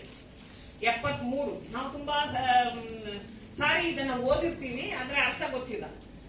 73ನೇ ಒಂದು ಕೀರ್ತನೆಯನ್ನ ತೆಗೆದಿಟ್ಕೊಳ್ಳೋಣ.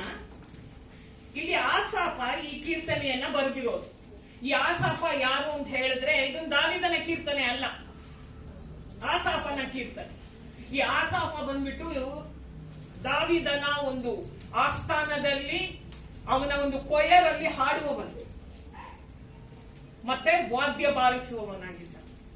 ದಾವೀದ ಯಾವಾಗ ದೇವರು ಅವನನ್ನ ಆಸ್ಥಾನದಲ್ಲಿ ಕೂರಿಸಿದ್ನೋ, ಅವನು ಮಂಜೂಷವನ್ನ ತೆಗೆದುಕೊಂಡು ಬರ್ಬೇಕಲ್ವಾ. ಮೊದಲನೇ ಸಾರಿ ನೀವು ಬೈಬಲ್ ಓದಿದ್ರೆ ನಿಮ್ಗೆ ಗೊತ್ತಿರುತ್ತೆ, 2 ಸಾರಿ ಅವನು ಮಂಜೂಷವನ್ನ ತೆಗೆದುಕೊಂಡು ಬರ್ತಾನೆ.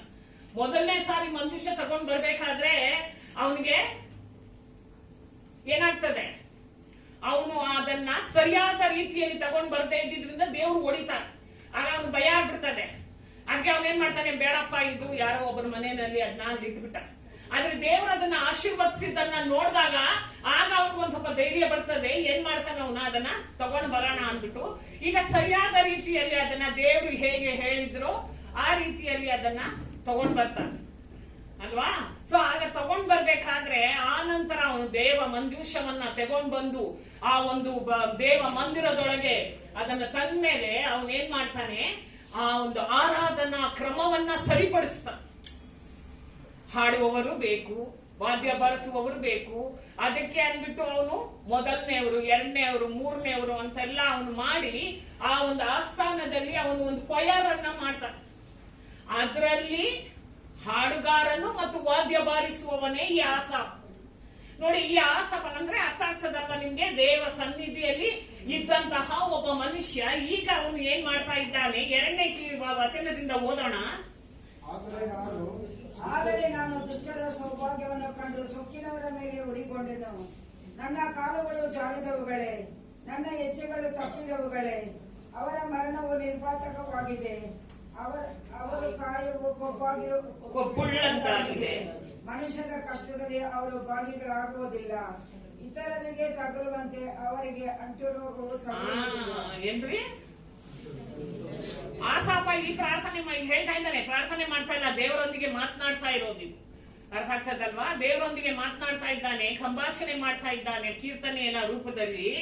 ದೇವ್ರಿಗೆ ಹೇಳ್ತಾ ಇದ್ದಾನೆ. ಯಾರಿಗಿದೆಲ್ಲ ಹೇಳ್ತಾ ಇದ್ದಾನೆ ನೀವು ನೋಡುವುದಾದ್ರೆ 12ನೇ ವಚನದವರೆಗೂ ನೀವು ಓದಿ, ಆಮೇಲೆ ಅದನ್ನೇ ಹೇಳ್ತೇನೆ. ಓದಿ ಹಾಗೇನೆ. ಅವ್ರಿಗೆ ಅಂಟುರೋಗ ತಗೊಳ್ಳೋದಿಲ್ಲ. ಆಮೇಲೆ ಆದುದರಿಂದ ಅವರಿಗೆ ಗರ್ವವು ಕಂಠಮಾಲೆಯಾಗಿದೆ, ಬಲಾತ್ಕಾರವು ಉಡುಪಾಗಿದೆ. ಆಮೇಲೆ ಕೊಬ್ಬಿನಿಂದ ಅವರ ಕಣ್ಣುಗಳ ಮೇಲೆ ಅವೆ, ಅವರ ದುಷ್ಟಲ್ಪನೆಗಳು ತುಂಬಿ ತೊಡಗುತ್ತವೆ.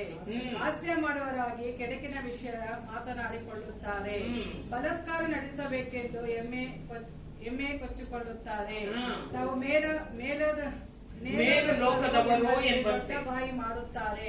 ಭೂಲೋಕದಲ್ಲಿ ಅವರ ಮಾತೇ ಮುದ್ದು. ಆದುದರಿಂದ ಜನರು ಅವರ ಪಕ್ಷವನ್ನು ಹಿಡಿಯುತ್ತಾರೆ.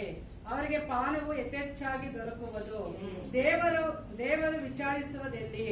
ಪರಾತ್ಮರು ಚಿಂತಿಸುವುದುಂಟು ಅಂದುಕೊಳ್ಳುತ್ತಾರೆ. ನೋಡಿರಿ, ದುಷ್ಟರು ಇಂಥವರೇ. ಅವರು ಸದಾ ಸುಖದಿಂದಿದ್ದು ಸ್ಥಿತಿವಂತರಾಗಿ ಹೋಗುತ್ತಾರೆ. ಇದೆಲ್ಲ ನಾವ್ ಹೇಳಲ್ವಾ? ನಾವ್ ಹೇಳ್ತೀವಿ ತಾನೆ?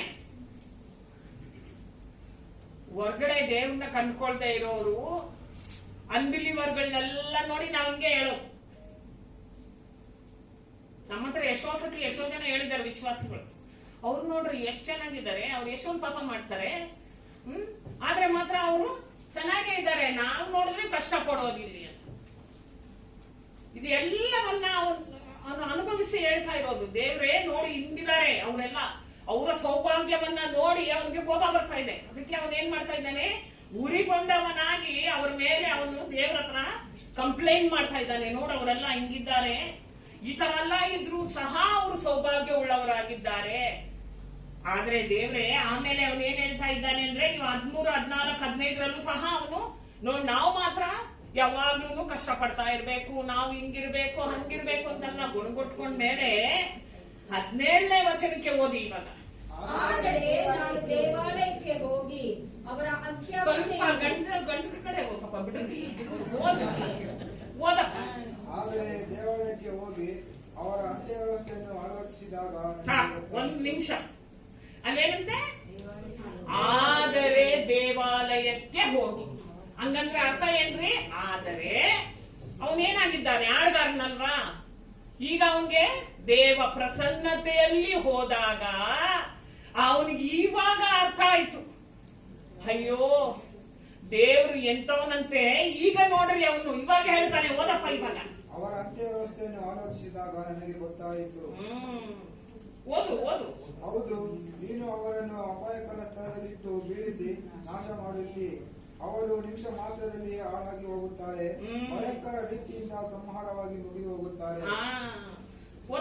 ಎಚ್ಚರವಾದವನು ಕನಸನ್ನು ಹೇಗೋ ಹಾಗೆ ಯೆಹೋವನೇ ನೀನು ಹೇಳುವಾಗ ಅವರನ್ನು ಮಾಯ ರೂಪವೆಂದು ಭಾವಿಸುತ್ತೀವಿ.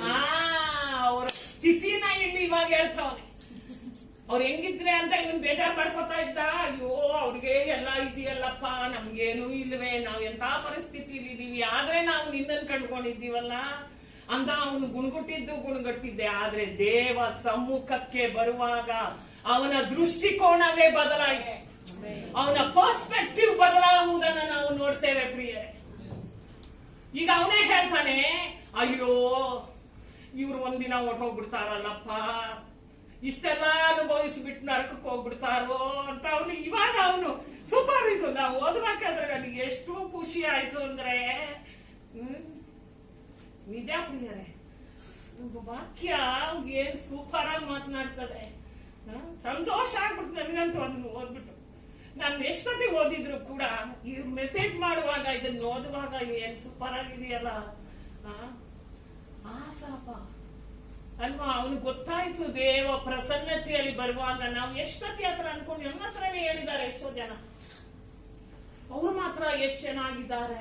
ನಾವು ಕಷ್ಟ ಪಡ್ತಾ ಇದ್ದೀವಿ, ನಮ್ಮನೇಲೆ ಕಷ್ಟ, ನಮ್ಮನೇಲೆ ಜಗಳ, ನಮ್ಮನೇಲೆ ಇದು. ಯಾಕಂತೆ ಅದಕ್ಕೆ ಅವನು ಹೇಳ್ತಾವನೆ, ಅಯ್ಯೋ ದೇವ್ರೆ ನನ್ಗೆ ಇವಾಗ ಗೊತ್ತಾಯ್ತು, ಅವ್ರು ಒಂದಿನ ಮುಗ್ದೋಗ್ಬಿಡ್ತಾರಲ್ಲಪ್ಪ, ನರಕಕ್ಕೆ ಹೋಗ್ಬಿಡ್ತಾರಲ್ಲ. ದೇವ ಪ್ರಸನ್ನತೆಯಲ್ಲಿ ನೀವು ಬರುವಾಗ ನಿಮ್ಮ ದೃಷ್ಟಿಕೋನ ಬದಲಾಗ್ತದೆ ಪ್ರಿಯ. ನೀವು ನೋಡುವಂತಹ ರೀತಿ ದೇವರು ನೋಡುವ ರೀತಿಯಲ್ಲಿ ಇರ್ತದೆ ಅಲ್ವಾ. ದೇವರು ಈ ಲೋಕವನ್ನ ನೋಡುವ ರೀತಿಯಲ್ಲಿ ನಾನ್ ನೋಡಬೇಕು ಪ್ರಿಯ, ಆಗಲೇನೆ ನಾನು ಸಂತೋಷವಾಗಿರ್ಲಿಕ್ಕೆ ಸಾಧ್ಯ. ಇಲ್ಲ ಅಂದ್ರೆ ನಾವು ಗುಣಪಡ್ತಾನೇ ಇರ್ತೀವಿ, ಅಸಂತೃಪ್ತಿಯ ಜೀವಿತ ನಮ್ಮಲ್ಲಿ ಇರೋದಿಲ್ಲ. ಸೊ ದೇವ ಪ್ರಸನ್ನತೆಯಲ್ಲಿ ಬರುವಾಗ ನಮ್ಮ ದೃಷ್ಟಿಕೋನ ಬದಲಾಗ್ತದೆ ಪ್ರಿಯರೇ. ನನ್ನಲ್ಲಿರುವಂತಹ ಸಾಮರ್ಥ್ಯ ನನಗೆ ಗೊತ್ತಾಗ್ತದೆ, ನನ್ನಲ್ಲಿರುವ ಪೊಟೆನ್ಷಿಯಲ್, ನನ್ನಲ್ಲಿರುವಂತಹ ಬಲ ನನಗೆ ಗೊತ್ತಾಗ್ತದೆ. ನಿಮಗೆ ಯಾವಾಗ ನಿಮ್ಮ ಬಲ ಗೊತ್ತಾಗ್ತದೋ ಆವಾಗಲೇ ವೈರಿಯ ಒಂದು ಬಲ ನಿಮಗೆ ಗೊತ್ತಾಗೋದು. ನಿಮ್ಮ ಎದುರಿಗಿರುವಂತಹ ಸೈತಾನನ ಬಲ ನಿಮ್ಗೆ ಆವಾಗಲೇ ಗೊತ್ತಾಗೋದು. ದೇವ ಪ್ರಸನ್ನತೆಯಲ್ಲಿ ಮಾತ್ರವೇ ಅದನ್ನ ನೀವು ಕಂಡುಹಿಡಿಯಲಿಕ್ಕೆ ಸಾಧ್ಯ. ನಿಮ್ಮ ಎದುರಿಗಿರುವಂತಹ ವೈರಿ ಎಷ್ಟೇ ಬಲವುಳ್ಳವನಾಗಿದ್ರು ನೀವು ಅವನಿಗಿಂತಲೂ ಬಲವುಳ್ಳವರು ಎಂಬುದನ್ನ ನೀವು ಕಲ್ತ್ಕೊಳ್ತೀರ. ಇಲ್ಲಾಂದ್ರೆ ನೆವರ್, ಯಾವಾಗಲೂ ನಾವು ಸೋಲನ್ನ ನೋಡಿ ಭಯಪಡುವವರಾಗಿರ್ತೇವೆ, ಸೈತಾನನನ್ನ ನೋಡಿ ನಾವು ಭಯಪಡುವವರಾಗಿರ್ತೇವೆ, ಕಷ್ಟಗಳನ್ನ ನೋಡಿ ಕಣ್ಣೀರು ಸುರಿಸ್ತೀವಿ. ವೈರಿಯ ಬಲ ಗೊತ್ತಾಗಬೇಕು ಅಂದ್ರೆ ನೀನು ದೇವ ಪ್ರಸನ್ನತೆಯಲ್ಲಿ ಕುಳಿತುಕೊಳ್ಳಬೇಕು, ಅದನ್ನ ಅಭ್ಯಾಸ ಮಾಡಬೇಕು. ಒಂದು ದಿನ ಅಲ್ಲ ಪ್ರಿಯರೇ. ನಿನಗಿರುವ ಬಲ ಗೊತ್ತಾಗಬೇಕು ಅಂದ್ರೆ ದೇವ ಸನ್ನಿಧಿನೇ. ಸೊ ದೇವ ಪ್ರಸನ್ನತೆಯನ್ನ ಅಭ್ಯಾಸ ಮಾಡಿ ಪ್ರಿಯರೇ. ನಾವು 5 ಆಶೀರ್ವಾದಗಳನ್ನ ನೋಡಿದ್ದೇವೆ. ದೇವ ಪ್ರಸನ್ನತೆಯಲ್ಲಿ ನಾನು ಬರುವಾಗ ಈ ಎಲ್ಲ 5 ಆಶೀರ್ವಾದಗಳು ನನ್ನದಾಗ್ತದೆ ಪ್ರಿಯರೇ.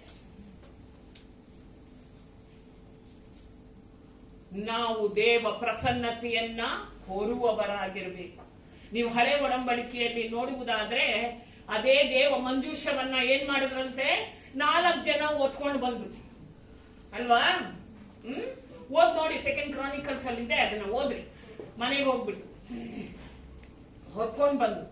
ಆದ್ರೆ ದೇವರು ಇವತ್ತು ನಮಗೆ ಏನ್ ಮಾಡಿದ್ದಾನಂತೆ, ನಾವು ಒಬ್ಬೊಬ್ರು ಆ ದೇವ ಸನ್ನಿಧಿಯನ್ನ ಹೊತ್ತುಕೊಂಡವರಾಗಿದ್ದೇವೆ. ನೀನು ದೇವ ಪ್ರಸನ್ನತೆಯನ್ನ ಹೊತ್ತಿಕೊಂಡ್ರೆ ದೇವರು ನಿನಗಾಗಿ ಯುದ್ಧ ಮಾಡ್ತಾನೆ. ಅದನ್ನ ನೀವು ಅರ್ಥ ಮಾಡ್ಕೊಳ್ಬೇಕು.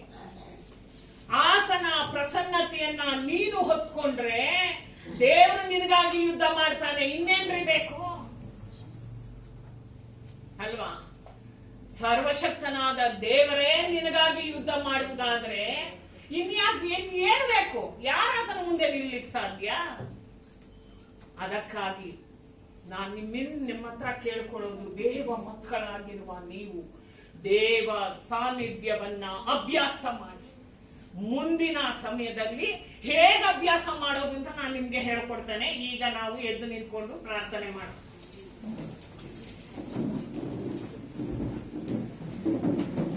ನಮ್ಮನ್ನ ಒಪ್ಪಿಸಿಕೊಡೋಣ. ದೇವ ಸಾನ್ನಿಧ್ಯವನ್ನ ನಾವು ಬಯಸ್ಬೇಕು. ನಮ್ಮೊಳಗೆ ಇದೆ ನಿಜ, ನಾವು ಬಯಸ್ಬೇಕು, ನಾವು ಅದನ್ನ ಹಾರೈಸಬೇಕು. ಅದು ಸುಮ್ಮನೆ ನಮಗೆ ಸಿಗುವುದಿಲ್ಲ ಪ್ರಿಯರೇ. ಅದಕ್ಕಾಗಿ ನಮ್ಮನ್ನ ಒಪ್ಪಿಸಿಕೊಡೋಣ. ಏಸಪ್ಪ, ಇಷ್ಟು ದಿನ ನಾನು ಹೇಗೆ ಜೀವನ ಮಾಡಿದ್ನೋ, ನಾನು ನಿನ್ನ ಪ್ರಸನ್ನತೆಯನ್ನ ಹೊರತಾ ಇದ್ದೀನಲ್ಲ ಅಪ್ಪ, ನಾನು ಇನ್ನೂ ಅದರಲ್ಲಿ ಪ್ರಾಕ್ಟೀಸ್ ಮಾಡಲಿಕ್ಕೆ ನನಗೆ ಕಲಿಸಿಕೊಡುವೆಂದು ನಮ್ಮನ್ನ ಒಪ್ಪಿಸಿಕೊಡೋಣ ಪ್ರಿಯರೇ. ಕಣ್ಣುಗಳು ಮುಚ್ಚಿಕೊಳ್ಳೋಣ ಪ್ರಿಯರೇ. ದೇವರ ಪ್ರಸನ್ನತೆಯನ್ನು ನಾವು ಅಭ್ಯಾಸಿಸುವುದಾಗಿ ಮನುಷ್ಯನು ಹೇಳಿಕೊಳ್ಳೋದಲ್ಲ ಪ್ರಿಯರೇ, ದೇವರ ಆತ್ಮ ನಮ್ಮ ಒಳ್ಳೆ ವಾಸ ಮಾಡ್ತಾ ಇದ್ದ. ನಾವು ಆಸೆ ಪಡುವುದಾದ್ರೆ, ಬಯಸುವುದಾದ್ರೆ ದೇವರನ್ನೇ ಕಳಿಸಿಕೊಡ್ತಾನೆ. ಹಾಲೆಲೂಯ, ಸ್ತೋತ್ರ ಯೇಸಪ್ಪ. ನಿನ್ನ ಪ್ರಸನ್ನತೆ ಇಲ್ಲದೆ ನನ್ನಿಂದ ಏನು ಸಾಧ್ಯವಿಲ್ಲಪ್ಪ.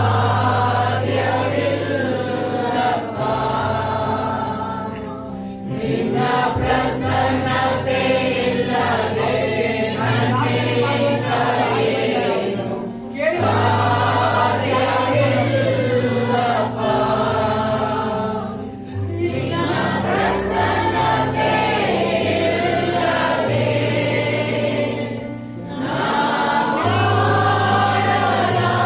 ಮಾಡಲಾರೆನು. ನಿನ್ನ ಪ್ರಸನ್ನತೆ ಇಲ್ಲದೆ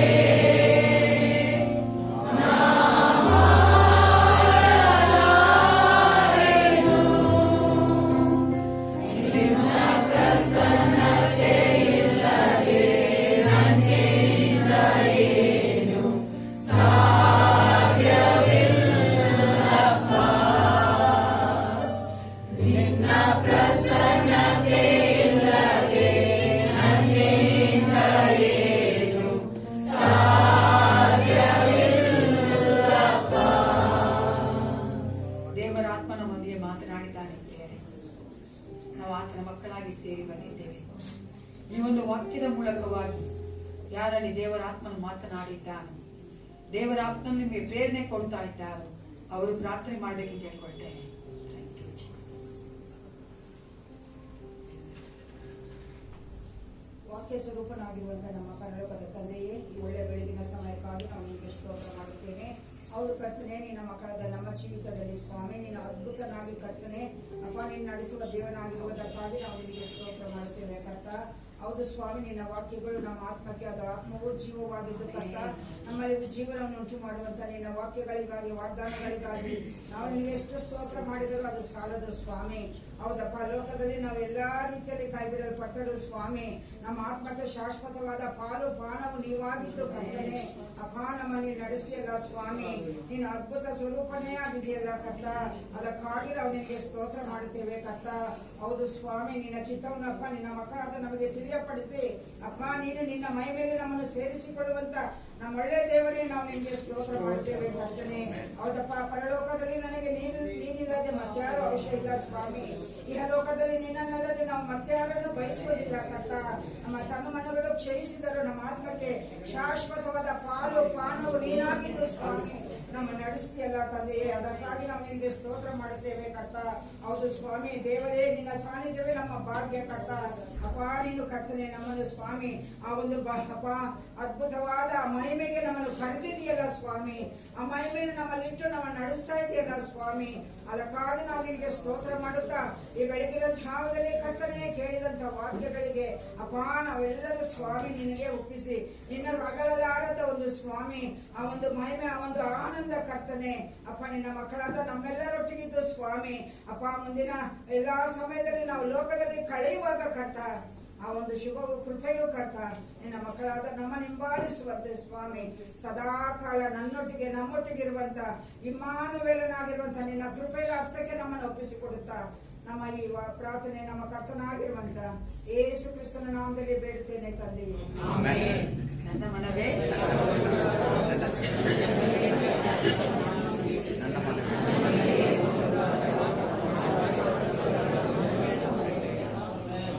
ನಮ್ಮ ಕರ್ತಾದ ಯೇಸು ಕ್ರಿಸ್ತನ ಕೃಪೆಯು, ದೇವರ ಪ್ರೀತಿಯು, ಪರಿಶುದ್ಧಾತ್ಮ ಅನ್ಯೋನ್ಯತೆಯು, ಸಹವಾಸವು ಅಥವಾ ಸಾನ್ನಿಧ್ಯವು ಸದಾಕಾಲ ನಮ್ಮೆಲ್ಲರೊಂದಿಗೆ ಇರಲಿ. Praise the Lord. ದೇವರ ಪ್ರಸನ್ನತೆ ನಿಮ್ಮೊಂದಿಗೆ ಸದಾಕಾಲ ಇರಲಿ.